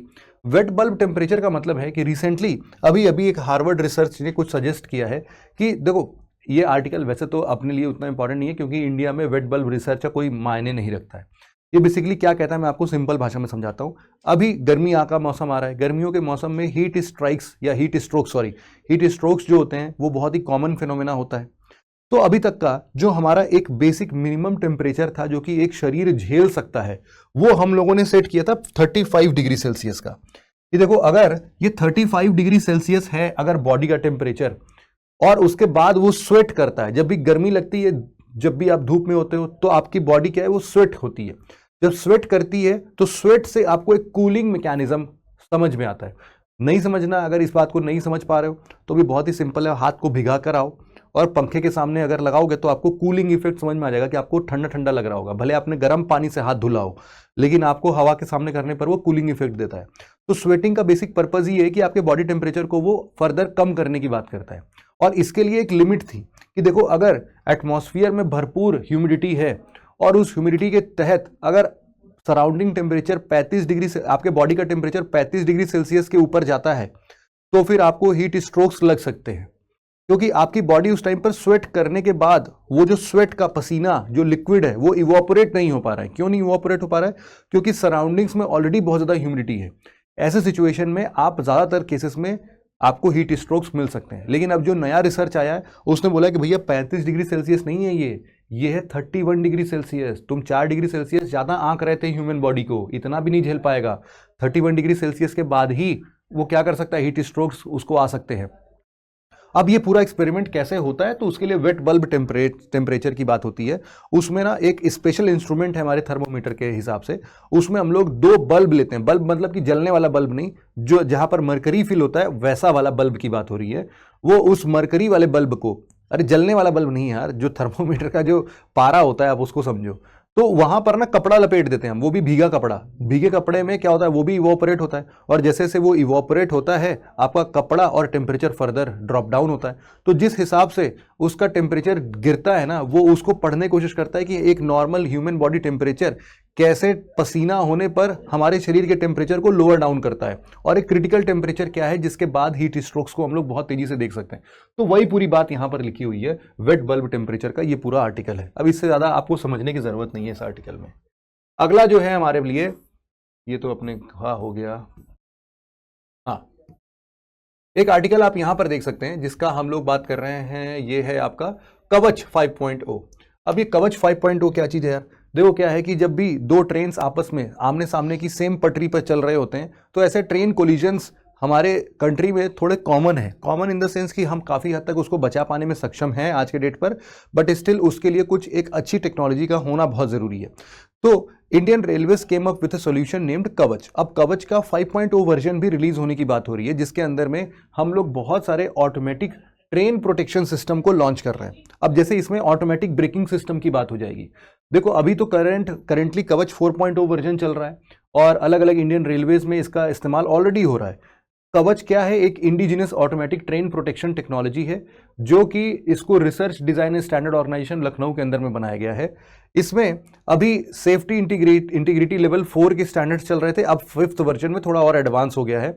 इसमें हम लोग RFID और सेंसर्स का इस्तेमाल करते हैं, जो कि 2 ट्रेन्स के अंदर भी लगा होता है, ट्रैक्स पर भी लगा होता है, और उनके सराउंडिंग प्लेटफॉर्म्स पर भी लगा होता है, जिससे कि जो भी ट्रेन जिस पटरी से गुजरती है उनके सराउंडिंग स्टेशंस को भी पता चलता रहे, और आमने सामने ट्रेन को भी पता चलता रहे कि हाँ इस पटरी पर कोई और ट्रेन उसके ऑपोजिट वे में ट्रैवल तो नहीं कर रही है, या फिर सेम ही डायरेक्शन में ट्रैवल कर रही हो, एक धीमे स्पीड से और पीछे से तेजी स्पीड से कोई आ रही हो। तो सेम टू सेम चीज। अब इन सब चीजों से ना बहुत ज्यादा फायदा होने वाला है। क्यों फायदा होगा? कि अगर आपने बहुत ही अर्ली स्टेज पर कोलिजन डिटेक्ट कर लिया और उस पर आप बिल्कुल निश्चिंत हो गए हो कि भाई साहब भिड़ेगी तो कभी है ही नहीं, ऑटोमेटिक ब्रेक सिस्टम है, जब भी 2 ट्रेन भिड़ने वाली होगी, भले ही जो आपका पायलट है वहां पर, लोकोमोटिव पायलट है, उसको वो सिग्नल रीड ना कर पाए, वो सो गया हो, कुछ भी हो, कहीं दूसरे काम में बिजी हो, लेकिन फिर भी ऑटोमेटिकली ट्रेन पे ब्रेक्स अप्लाई हो जाएंगे। तो ये सिस्टम क्या कर रहा है ना, आपको बहुत ही ज्यादा फ्री कर रहा है कि आप अब और ज्यादा रिस्क ले सकते हो। रिस्क किस बात पर ले सकते हो, मैं यहां पर आपको समझा सकता हूं इसमें कि देखो अब इससे क्या होगा कि जो हमारा कवच 5.0 है ना, वो बहुत सारे ऐसे ऑटोमेटिक ट्रेन्स में जो आप बोल सकते हो नंबर ऑफ ट्रेन्स जो चल रहा है ना, उसको 30% तक इंक्रीज कर देता है। क्योंकि अभी तक हम लोग अपने ह्यूमन इंट्यूशन और अवेयरनेस पर अप्लाई करते हैं कि भाई ट्रेन दिखा तो ब्रेक मारेंगे तुरंत हम, लेकिन अगर ऐसे सिस्टम में ऑटोमेटिक्स चीज़ें काम कर रही हैं तो हमारे लिए 30% ट्रेन हम और चला सकते हैं। सिमिलरली ट्रेन हेडवे वाला जो रिडक्शन है, मतलब जो कोलिजन होता है उनके, या फिर हेडवे का मतलब है जो कि उनके बीच का गैप होता है, वो फिलहाल अभी के लिए 180 सेकेंड का होता है, मतलब कि लगभग 3 मिनट का होता है। अब उसको हम 30% और फर्दर कम भी कर सकते हैं। या फिर मुंबई लोकल सर्विसेज का भी, जहां पर 3500 डेली ट्रेन की सप्लाई, वहां पर हम लोग 3500 डेली मतलब ट्रेन रूट्स, एक रूट से ऐसे मतलब पूरा मिला के 3500 से ज़्यादा हम लोग ट्रेन्स को एक रूट पर नहीं, मतलब पूरे मुंबई का मिला के देख रहे हैं, उस पे भी हम लोग 30% तक का इजाफा देख सकते हैं। और ये पूरा कवच 5.0 दिसंबर 25 तक कंप्लीट करने की बात हो रही है। अगला आर्टिकल जो है वो है व्हीकल टू ग्रिड टेक्नोलॉजी। बड़ा ही सिंपल सा और अनूठा सा टेक्नोलॉजी है ये। व्हीकल टू ग्रिड का मतलब क्या है कि अभी recently Kerala state electricity board ने क्या किया है, उन्होंने बोला है कि भाई साहब हम अपने यहाँ के IIT बॉम्बे कोलैबोरेशन के साथ उन्होंने बोला है कि भाई हम लोग एक पायलट प्रोजेक्ट रन कर रहे हैं, जिसके अंदर में जितने भी EVs हैं, इलेक्ट्रिक व्हीकल्स हैं, हम लोग उनको कनेक्ट करने की कोशिश कर रहे हैं ग्रिड के साथ में। अब इससे क्या होगा कि जब भी आपका लीस्ट कंजम्पशन है, जैसे मान लो कि रात के टाइम पर ना आपका इलेक्ट्रिसिटी कंजम्पशन कम हो जाता है, तो कम क्यों जाता है यार? क्योंकि देखो जितने भी मॉल्स हैं, बड़े बड़े हॉस्पिटल्स, स्कूल्स, इन सब जगहों पर अब तो इलेक्ट्रिसिटी खर्च नहीं होगी। रात में तो आपके वर्कर्स भी सो जाते हैं, तो बड़े बड़े इंडस्ट्रीज भी नहीं चलते। हाँ, कुछ कुछ इंडस्ट्रीज 24 आवर्स चलते हैं, नाइट शिफ्ट में भी चलते हैं, बट बहुत सारी चीज़ें जो है वो रात के टाइम पर बंद हो जाती है। तो ऐसे टाइम पर वो बोल रहे हैं कि अपना कार चार्ज कर लो। तुम उस बिजली का, उस टाइम पर जो एक्स्ट्रा बिजली प्रोड्यूस हो रही है प्लांट के अंदर में, पावर, थर्मल पावर प्लांट, कुछ भी हो सकता है, उन सबको आप उस तरीके से यूज करो। और फिर क्या करो आप, जब दिन की बात आए जहां पर बिजली की ज्यादा जरूरत है और आपका कार इस्तेमाल नहीं हो रहा है, तो आप क्या करो, अपने कार में लगी हुई बैटरी का कनेक्शन दे दो ग्रिड के लिए, और आपकी कार से जो एक्स्ट्रा चार्ज हो चुकी है वो चार्ज ग्रिड में ट्रैवल कर जाए और बाकी लोगों को सप्लाई दे। अगर आपको ग्रिड से कनेक्ट करना है तो कर दो, या फिर एक ऐसा मैकेनिज्म बना लो कि आपका कार जो है वो चलता फिरता बैटरी के तरीके से काम करे, कि आपके घर की सप्लाई जो है कार दे रही है। तो ऐसे ना कई सारे सिस्टम्स की बात हो रही है, और इसी को हम लोग V2G टेक्नोलॉजी बोल रहे हैं, व्हीकल टू ग्रिड टेक्नोलॉजी बोल रहे हैं। इसमें क्या होगा कि जो आपका कार है ना, ये कार देखो, एक तो सोलर पावर पैनल आपने लगाया ही है जिसमें सोलर इन्वर्टर से आप घर पर एसी करंट की सप्लाई दे रहे हो, इधर ग्रिड से भी आप एसी करंट की सप्लाई दे रहे हो, और ऐसे ही एक बाई डायरेक्शनल ईवी चार्जर लगा दो, जिससे कि V2G व्हीकल जो भी होगा वो जब चार्ज खत्म हो जाएगा, एक्स्ट्रा चार्ज ले लेगा, तो उस एक्स्ट्रा चार्ज को वापस से ग्रिड में डाल के या फिर घर पे सप्लाई दे देगा आपको। तो इस तरीके से मतलब समझ रहे हो ये तो वो 3 इडियट्स वाला जो नहीं था, जब वो आमिर खान पकड़ा जाता है तो बोलता है कि हम साइंस की तरफ से हैं, साइंस की तरफ से। वो बोले भाई एक्सप्लेन, तो बोलता है कि हम एक प्लान कर रहे हैं कि शादी विवाह में आए हुए सभी कार की बैटरी से पावर निकाल कर हम लोग शादियों में पावर सप्लाई करेंगे, है ना। तो वो समझ लो सिमिलर स्टाइल में ही बात कर रहे हैं ये लोग, बस शादियों में सप्लाई ना करने की, और नॉर्मल जो हमारी कार की बैटरीज उसको इंजन स्टार्ट करने के काम में आती हैं, उस टाइम के लिए नहीं, बल्कि जो ईवीज होती हैं उनके अंदर बड़ी बैटरीज लगती हैं, तो उन बड़ी बैटरी से हम लोग फर्दर सप्लाई लेने की बात कर रहे हैं। ठीक है, दूसरा जो है वो है इंडिया का second national gene bank. India का जो सेकेंड नेशनल जीन बैंक है वो हमारा एक इन्वेस्टिंग इन इनोवेशंस के नाम से एक थीमेटिक पूरा प्रोग्राम है। इस थीम पर हम लोगों ने साइंस एंड टेक्नोलॉजी के फील्ड में बहुत सारे टास्क करने की बात की है, और इसी में हम लोगों ने एक अपना दूसरा जीन बैंक भी ओपन करने की बात की है। ये नेशनल जीन बैंक में क्या होगा यार, जितने भी प्रकार के आपके crop, agricultural crop germ plasm होते हैं, जर्म प्लाज्म को लगभग 10 लाख क्रॉप के जर्म प्लाज्म को हम लोग यहां पर स्टोर करने की बात कर रहे हैं। इससे क्या होगा, उन सभी कैटेगरीज ऑफ प्लांट्स को हम लोग प्रिजर्व करके रख पाएंगे, उनकी एक्चुअल वैरायटी प्रिजर्व करके रख पाएंगे। सेम टू सेम काम आप देखोगे तो नॉर्वे में ऊपर आर्कटिक ओशन के पास में एक स्वालबार्ड है। स्वालबार्ड भी काफी न्यूज में था कुछ साल पहले, 1-2 साल पहले की बात है, कि वहां पर भी एक सीड वॉल्ट बन रहा है। सीड वॉल्ट बेसिकली क्या करता है, वहां पर बहुत सारे दुनिया भर की स्पीशीज के जो भी क्रॉप वैरायटीज है उनके सीड्स को वहां पर लोग स्टोर करने के लिए जाते हैं। इंडिया भी बहुत सारे सीड्स को स्वालबार्ड में स्टोर करता है। अब लेकिन जब इंडिया के पास खुद का ऐसा हो जाएगा जहां पर 10 लाख क्रॉप जर्म प्लाज्म को हम स्टोर कर सकते हैं, तो इंडिया स्वालबार्ड के बाद पूरे विश्व में ऐसा दूसरा जीन बैंक बन जाएगा जहां पर बाहर से भी लोग आके काम करा सकते हैं, और हम लोग तो अपना काम करेंगे ही। तो जीन बैंक जो है वो इसीलिए क्रूशियल है। इंडिया का पहला नेशनल जीन बैंक 1996 में न्यू दिल्ली के अंदर में बना हुआ था। अब उसके बाद में ये दूसरा बन रहा है जीन मतलब दूसरा यहां पर जीन बैंक बनने की बात हो रही है। अब देखो कई बार ना जो जीन बैंक होते हैं उनके अलग अलग टाइप्स हैं, जैसे कि सीड बैंक है आपके पास, जैसे सीड वॉल्ट की हम लोग बात करें नॉर्वे टाइप का, तो यहां पर जितने भी कंट्रोल्ड कंडीशन के अंदर में हम लोग सीड रखते हैं, प्रिजर्व करके रखते हैं, सीड को कोई नुकसान नहीं होगा।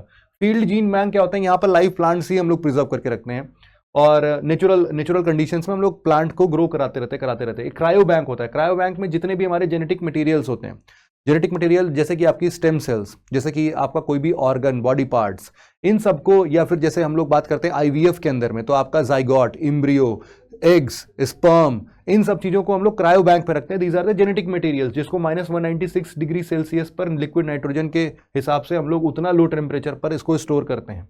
कुछ डीएनए बैंक्स होते हैं कि डीएनए सैंपल्स को वहां पर स्टोर किया जाता है। कुछ इन विट्रो बैंक्स होते हैं, यहाँ पर प्लांट टिश्यूज स्टोर किए जाते हैं। तो ये सारी चीजें हैं। इंडिया के अंदर में आप देखोगे तो ICAR NBPGR न्यू दिल्ली में, एक स्वालबार्ड नॉर्वे में है, और ऐसे बहुत सारे जगहों पर आप इन सभी चीजों को देख सकते हो। फिर अगला जो हमारा आर्टिकल है वो है photonic chips for next gen computing.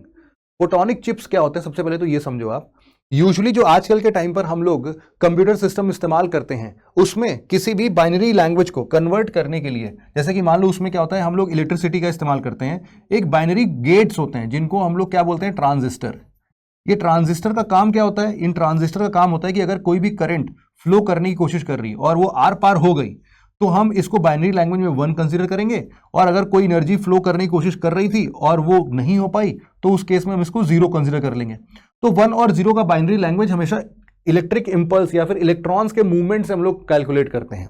लेकिन जब भी हम लोग किसकी बात करते हैं भाई साहब, हम लोग फोटोनिक चिप्स की बात करते हैं, तो ये एक प्रकार का नेक्स्ट जेन कंप्यूटिंग है, नेक्स्ट जनरेशन कंप्यूटिंग है, जहां पर हम लोग इंस्टेड ऑफ इलेक्ट्रॉन्स फोटॉन्स का हम लोग काम करते हैं। यहां पर आपके फोटिक ट्रांजिस्टर्स लगते हैं और ये फोटिक ट्रांजिस्टर्स फोटॉन्स को पार करने देंगे और नहीं करने देंगे, इसके बेसिस पर पूरी बात होगी। तो बेसिकली क्या न्यूज में क्या रहा है कि अभी हाल फिलहाल में इंडियन गवर्नमेंट ने उनसे मतलब इंडियन गवर्नमेंट के सपोर्ट से एक next gen computing photonic chip research के अंदर में हम लोगों ने डेवलप किया है। ये जो फोटोनिक चिप है वो एक प्रकार का एडवांस माइक्रोचिप है जो कि लाइट या फिर फोटॉन्स का इस्तेमाल करता है इंस्टेड ऑफ इलेक्ट्रॉन्स या फिर इलेक्ट्रिसिटी। तो इससे क्या होगा कि आपका नेक्स्ट जनरेशन, अब देखो लाइट क्यों ज्यादा जरूरी है, क्यों ज्यादा अच्छा है, आप इसको हमेशा ध्यान रखना कि लाइट इसलिए ज्यादा अच्छा है क्योंकि आपकी जो फोटोनिक चिप होगी ना, एक तो देखो लाइट की जो वेवलेंथ होती है वो काफी ब्रॉड होती है, तो आप ना मल्टीपल वेवलेंथ्स को एक साथ इस्तेमाल कर सकते हो या फिर मल्टीपल डेटास को आप इंडिपेंडेंटली भेज सकते हो विदाउट एनी इंटरफेरेंस या फिर विदाउट एनी डिस्टॉर्शन। दूसरी बात क्या है कि आपका जो लेजर है वो इस्तेमाल होता है डेटा ट्रांसमिशन, जो लाइट की स्पीड है वो 3 लाख किलोमीटर पर सेकंड की स्पीड है, तो वो डेटा स्पीड, ट्रांसमिशन की स्पीड काफ़ी फास्ट हो जाएगी। और यहाँ पर डेटा लाइट वेव्स को इनकोड डिकोड करने के लिए मॉड्यूलेटर्स वगैरह की जरूरत पड़ती है, यहाँ पर भी हो जाएगी। तो इसी तरीके से आपकी एनर्जी इफिशियंसी काफ़ी इंप्रूव हो जाएगी, दूसरा स्पीड काफ़ी इंक्रीज हो जाएगा। और सबसे बड़ी बात क्या है कि जो ये फोटॉन्स होते हैं वो चूंकि चार्जलेस होते हैं और मासलेस होते हैं, इसीलिए उनका इलेक्ट्रोमैग्नेटिक इंटरफेरेंस किसी भी प्रकार की होगी नहीं, उनको इससे इम्यूनिटी मिलेगी। तो ये भी एक खतरनाक सा इनका मस्त सा काम होगा। फोटोनिक चिप्स का इस्तेमाल देख रहे हो आप कहाँ कहाँ कर सकते हो आप, 6G नेटवर्क में, artificial intelligence, quantum computing, data centres, optical interconnects, neural network, quantum communication, इन सब जगहों पर आप अपने इसी फोटोनिक चिप का इस्तेमाल कर सकते हो। तो ये एक बड़ी चीज है अपने लिए, है ना। तो ये काफी सही डिसीजन रहा है अपना। अगला जो है, वैसे तो आर्टिकल जो है वो है आपके लिए antibiotic use in life stock. देखो ये क्या कह रहा है, antibiotic used in life stock का मतलब क्या है। Antibiotic used in life stock, जैसे कि अभी कुछ दिन पहले रिसर्च में ये भी आया था कि जो ह्यूमन बींग्स हैं उनका इंडिया में एंटीबायोटिक कंजम्पशन बहुत ज़्यादा बढ़ गया है और उसको हमें कम करना चाहिए, क्योंकि जितने भी हमारे यहाँ के झोला छाप डॉक्टर्स होते हैं वो किसी भी बीमारी के लिए आपको साथ में एक एंटीबायोटिक पकड़ा देते हैं। एंटीबायोटिक का काम क्या होता है, हमारे शरीर में किसी भी प्रकार का अगर कोई भी पैथोजन है तो उसको मारने का काम करता है एंटीबायोटिक्स। लेकिन जब जरूरत नहीं भी है तो भी अगर हम लोग एक्सेसिव कंजम्पशन कर रहे हैं, एंटीबायोटिक का कंज्यूम कर रहे हैं, उसको खा ले रहे हैं, तो कई बार वो बैक्टीरिया, वो पैथोजन उन एंटीबायोटिक्स के खिलाफ रेसिस्टेंस डेवलप कर लेता है, जिसके तहत वो एंटीबायोटिक्स ज़्यादा दिन तक हमारे लिए काम नहीं कर पाते हैं। और फ्यूचर में आते टाइम पर जब हमें एक्चुअल में ज़रूरत पड़ेगी उन एंटीबायोटिक्स की, तो वो हमारा शरीर इतना आदी हो चुका है उस चीज़ का, हमारा जो बैक्टीरिया वो इतना आदी हो चुका है, वो पैथोजन इतना आदी हो चुका है कि अब वो उस पर असर ही नहीं करेगा।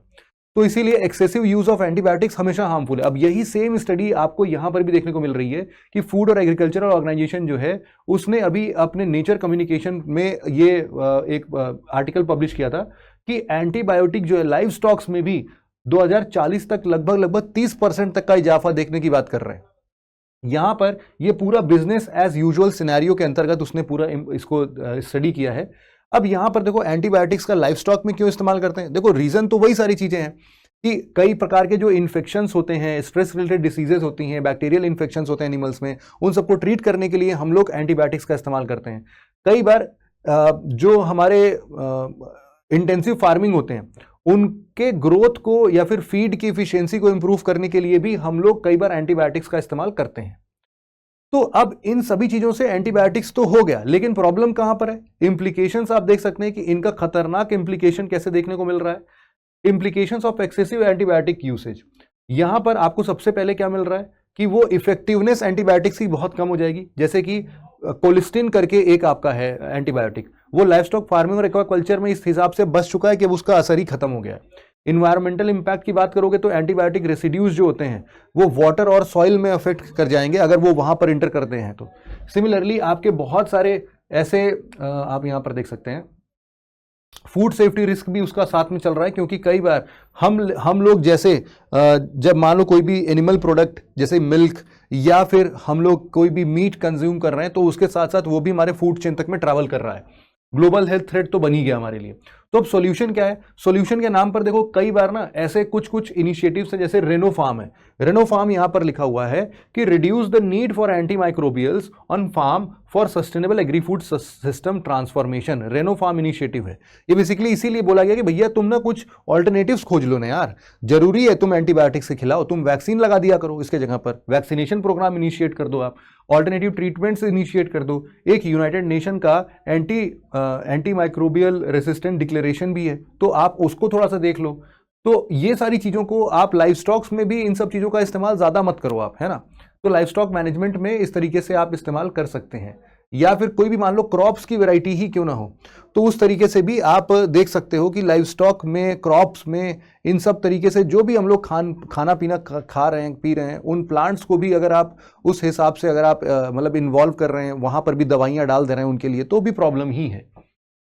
अगला आर्टिकल जो हमारा है वो है टाइप 5 का डायबिटीज। टाइप 5 का डायबिटीज क्या है यार? देखो पहली बात तो समझो कि डायबिटीज होता क्या है।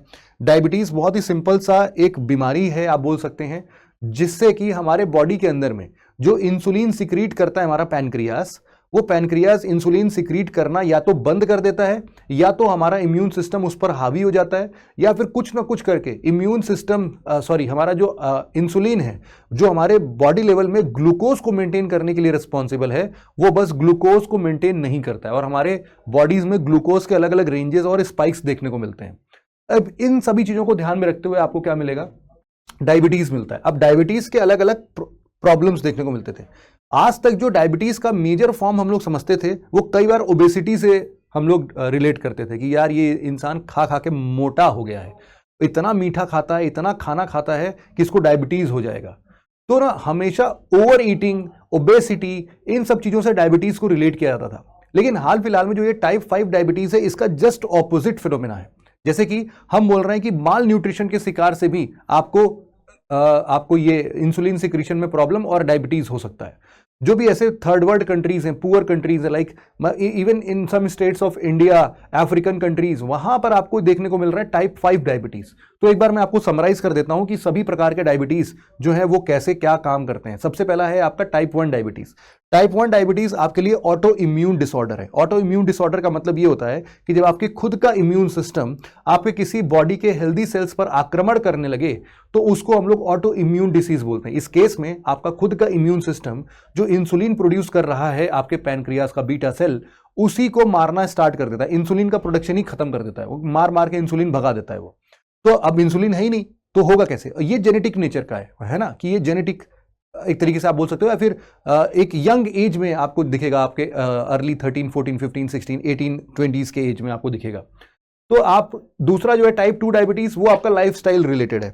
मतलब आप बहुत ही इधर उधर का पुअर डाइट ले रहे हो, बाहर का खाना खाते जा रहे हो, ओबीज हो चुके हो, मोटा गए हो बिल्कुल से, कुछ काम धंधा नहीं कर रहे हो, दिन भर पड़े रहते हो बस, और इन सब तरीके से आपको टाइप 2 डायबिटीज हो सकता है। टाइप 2 डायबिटीज बेसिकली आप देखोगे लाइफस्टाइल रिलेटेड, जो भी ऐसा काम करेगा उसी को हो जाएगा। तीसरा जो है insulin resistance in the brain. जैसे पहले के टाइम पर टाइप 2 डायबिटीज बच्चों में नहीं देखने को मिलता था, लेकिन जब से बच्चे अब आप बाहर खेलने की जगह पर मोबाइल पर खेलने लगे हैं, तब से उनका फिजिकल एक्टिविटी कम हो गया और वो खाने में बहुत ज्यादा बिलीव करते हैं। तो वो सोशल मीडिया इन्फ्लुएंस से और कैसे भी करके खाने में खूब सारा लग गए हैं। उनको नई नई चीजें दिखती हैं, बस वो खाते हैं, टेस्ट बड्स को उनके लिए नशा हो जाता है खाना फिर, और इस तरीके से वो भी टाइप 2 डायबिटीज के शिकार हो रहे हैं। Insulin resistance in the brain, ये टाइप 3 का डायबिटीज है, इस पर अभी भी रिसर्च वगैरह चल रहा है। ये अल्जाइमर से रिलेटेड कुछ बीमारी हो सकती है। चौथा है एज रिलेटेड इंसुलिन रेसिस्टेंस, की एक सर्टेन उम्र के बाद आपका जो पैनक्रियाज है वो उतना इफेक्टिवली इंसुलिन सिक्रीट नहीं कर पाता है। इसको लो सेंसिटिविटी बोलते हैं हम लोग। लो इंसुलिन सेंसिटिविटी जब भी हो जाता है तो भी आप ऐसा देख सकते हो। टाइप 2 डायबिटीज में भी यही होता है कि जो आपका ट्रांस फैट का कंजम्पशन है, जो कि आपके शरीर में एलडीएल कोलेस्ट्रॉल को इंक्रीज करता है, ये ट्रांस फैट के कंजम्पशन से भी ज्यादा कंज्यूम करने से, यही पिज्जा, बर्गर, पेस्ट्री, समोसा, ये सब जितना ट्रांस फैट, चिप्स वगैरह जो भी आप लोग खा रहे हो, इन सब से क्या होता है, आपको टाइप 2 डायबिटीज होने की बहुत बहुत संभावना है।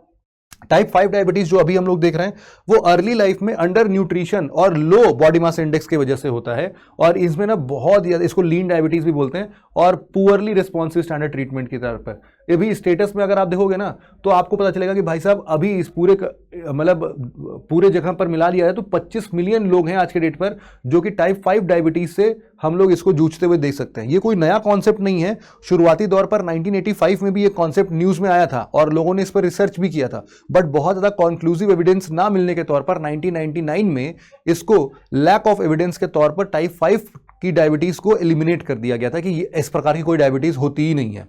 बट रिसेंटली इस पर वापस से रिसर्च हुआ है और ये अब समझ में आ रहा है कि ये तो बहुत ही खतरनाक लेवल का डायबिटीज है। नेक्स्ट हमारे पास जो आर्टिकल है वो है सिग्नेट रिंग सेल कैर्सिनोमा। अब सिग्नेट रिंग सेल कैर्सिनोमा को समझने के लिए आपको समझना पड़ेगा सीआरसी, जिसको हम लोग बोलते हैं कोलोरेक्टल कैंसर। कोलोरेक्टल शब्द जो है यहां पर कोलोरेक्टल, ये दो शब्द से बना है। सबसे पहले आपको पता होगा कि कहां पर लिख दूं, इधर लिख देता हूं, है ना। यहां पर आपका जो लार्ज इंटेस्टाइन होता है ना, लार्ज इंटेस्टाइन आपने देखा होगा और बचपन में डाइजेस्टिव सिस्टम में आपने हमेशा बनाया होगा। तो इसमें क्या होता है, सीकम, इसको बोलते हैं कोलोन और इसको बोलते हैं रेक्टम, और ये आपका फाइनल ओपनिंग है जहां से एक स्क्रीटा बाहर आ रहा है। तो आप समझो कि ये जो कोलोन और रेक्टम है, इन दो जगहों पर इसी को मिला के क्या बोलते हैं हम लोग, इसी को मिला के हम लोग बोलते हैं कोलोरेक्टल। क्या बोल रहे हैं भाई, कोलोरेक्टल।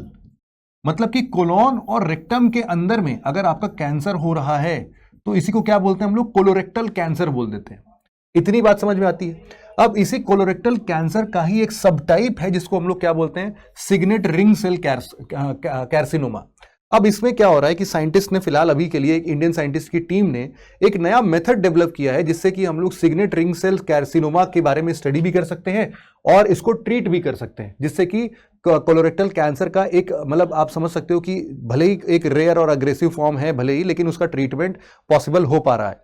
तो आप बोल सकते हो कि it is the third most common type of cancer, और ये इसमें आप बोल सकते हो कि सेकेंड लीडिंग कॉज है कैंसर रिलेटेड डेथ का ग्लोबली अगर बात करें तो। एसआरसीसी जो है वो इसी का एक सब टाइप है जैसा मैंने पहले ही बताया।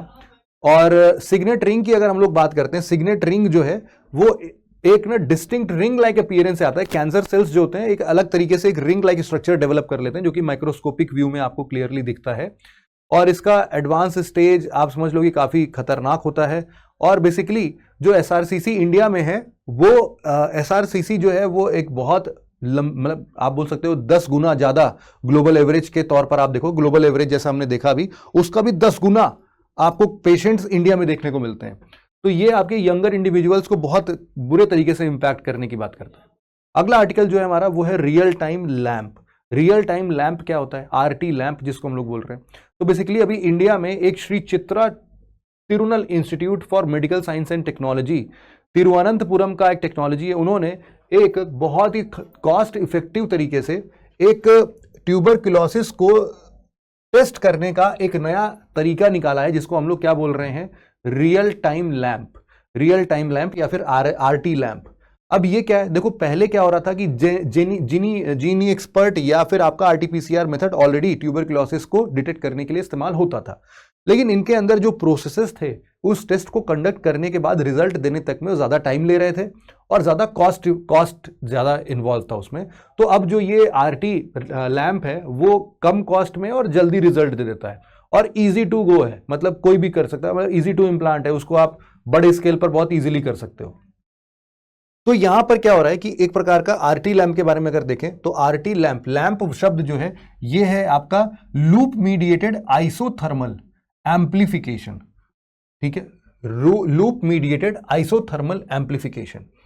ये एक प्रकार का ना मॉलिक्यूलर टेस्ट है। ये क्या करता है, हाई सेंसिटिविटी और स्पेसिफिसिटी को स्टडी करता है। जैसे मान लो आपने एक सैंपल लिया, उस सैंपल में आप जितने भी डीएनए की बात करते हो उसमें वो टीबी वाले डीएनए को वो थोड़ा सा अलग तरीके से पढ़ने की कोशिश करता है कि कितने सारे इसमें ऐसे डीएनए जो टीबी अफेक्टेड है, तो उसमें 89.36% सेंसिटिविटी और 94% स्पेसिफिसिटी के साथ में वो उसको बहुत इजीली डिटेक्ट करने की बात करता है। जैसे कि यहां पर एक ना फ्लूरोसेंट डाई का इस्तेमाल होता है जिसको हम लोग बोलते हैं साइटोसिक्सिन। अब ये सब याद करने की जरूरत नहीं, बट आपको इतना पता होना चाहिए कि एक फ्लूरोसेंट डाई होता है जो कि लैंप के अंदर में ऐसे वाले डीएनए को अलग से हाईलाइट कर देता है, आरटीपीसीआर में ना वो 3 अलग अलग टेम्परेचर्स में पहले जज करते थे, तब जाके वो कंफर्म बताते थे कि हाँ टीबी है। लेकिन जो आरटी लैंप है वो बस एक ही टेम्परेचर पर जज करके वो रिजल्ट दे सकता है, इसीलिए क्विक हो गया ये। दूसरा क्या है कि ये रिजल्ट इसीलिए 10 से 20 मिनट में ही आपको रिजल्ट दे सकता है कि आप मतलब टीबी पेशेंट हैं कि नहीं है। क्यों? क्योंकि आरटीपीसीआर के कंपैरिजन में अगर देखा जाए, यहां पर एम्प्लीफिकेशन के लिए जो आपका हम बोल सकते हैं कि जो पीसीआर होता है ना, उसमें रिवर्स ट्रांसक्रिप्शन पीसीआर होते हैं। तो आरटी का मतलब क्या है? रिवर्स ट्रांसक्रिप्शन पीसीआर होते हैं। तो यहां पर कुछ प्राइमर्स का इस्तेमाल होता है जिससे कि वो एम्पलीफाई करता है आपके उस सेगमेंट ऑफ जीन को। तो आरटीपीसीआर में 2 ही प्राइमर का इस्तेमाल होता था, बट ये जो आपका ये रियल टाइम लैंप है, इसके अंदर में 6 प्राइमर्स का इस्तेमाल होता है, जिसकी वजह से ये तेजी से उन जीन जो कि आपके लिए टीबी अफेक्टेड है उनको एम्पलीफाई कर दे रही है, और इनको डिटेक्ट करना इसीलिए ईजी हो जाता है। चूंकि इसकी अफोर्डेबिलिटी ज्यादा है और इसका एक पर्टिकुलर टाइम पर अगर आप देखोगे, एक सिंगल रन में ये 96 से लेकर 384 टेस्ट एक साथ कंडक्ट कर सकता है। तो अब इसके लिए भाई साहब लार्ज स्केल टेस्टिंग के लिए भी बहुत ही इजी हो गया ये तो करना। 10-20 मिनट में आपको 300-400 टेस्ट के रिजल्ट्स एक साथ मिल जा रहे हैं। तो ये तो काफी इनोवेटिव स्टेज है, इसीलिए इसको सीडीएससीओ का अप्रूवल भी मिल चुका है। अब बस यहां पर आईसीएमआर की वैलिडेशन की जरूरत है। एक बार Indian Council of Medical Research ने वैलिडेशन दे दिया, और एक बार डब्ल्यूएचओ हेल्थ टेक्नोलॉजी के एक्सेस पूल प्रोग्राम पर भी इसको थोड़ा सा और क्या बोलते हैं अप्रूवल वगैरह मिल जाए, तो अब इसको हम लोग प्रॉपरली रन करना स्टार्ट कर देंगे। तो ये पूरा आर्टिकल था हमारा। टोटल हमारे पास आज 21 आर्टिकल थे। अब ऐसे ही न्यूज़ इन शॉर्ट्स में कुछ कुछ आर्टिकल्स आपको मिलते रहेंगे, लाइक जैसे कि ब्लाइंड साइट चिप है आपका न्यूरालिंक का, और इसमें से जो इंपॉर्टेंट वाले हैं मैं बस उनको एक बार आपको बता दे रहा हूं। उनको अगर आप पढ़ना चाहो तो एक बार आप पढ़ लेना। एक ये इनिशिएटिव है जो आपका K218b जो है, एक नई डिस्कवरी है जेम्स वेब स्पेस टेलीस्कोप का, जो कि प्रकार का एक्सो प्लैनेट है, लेकिन यहाँ पर हैबिटेबल प्लैनेट के तौर पर हम इसको मान रहे हैं।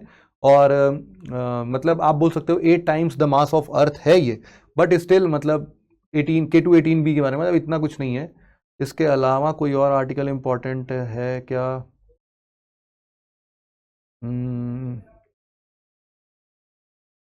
इतना कुछ खास नहीं।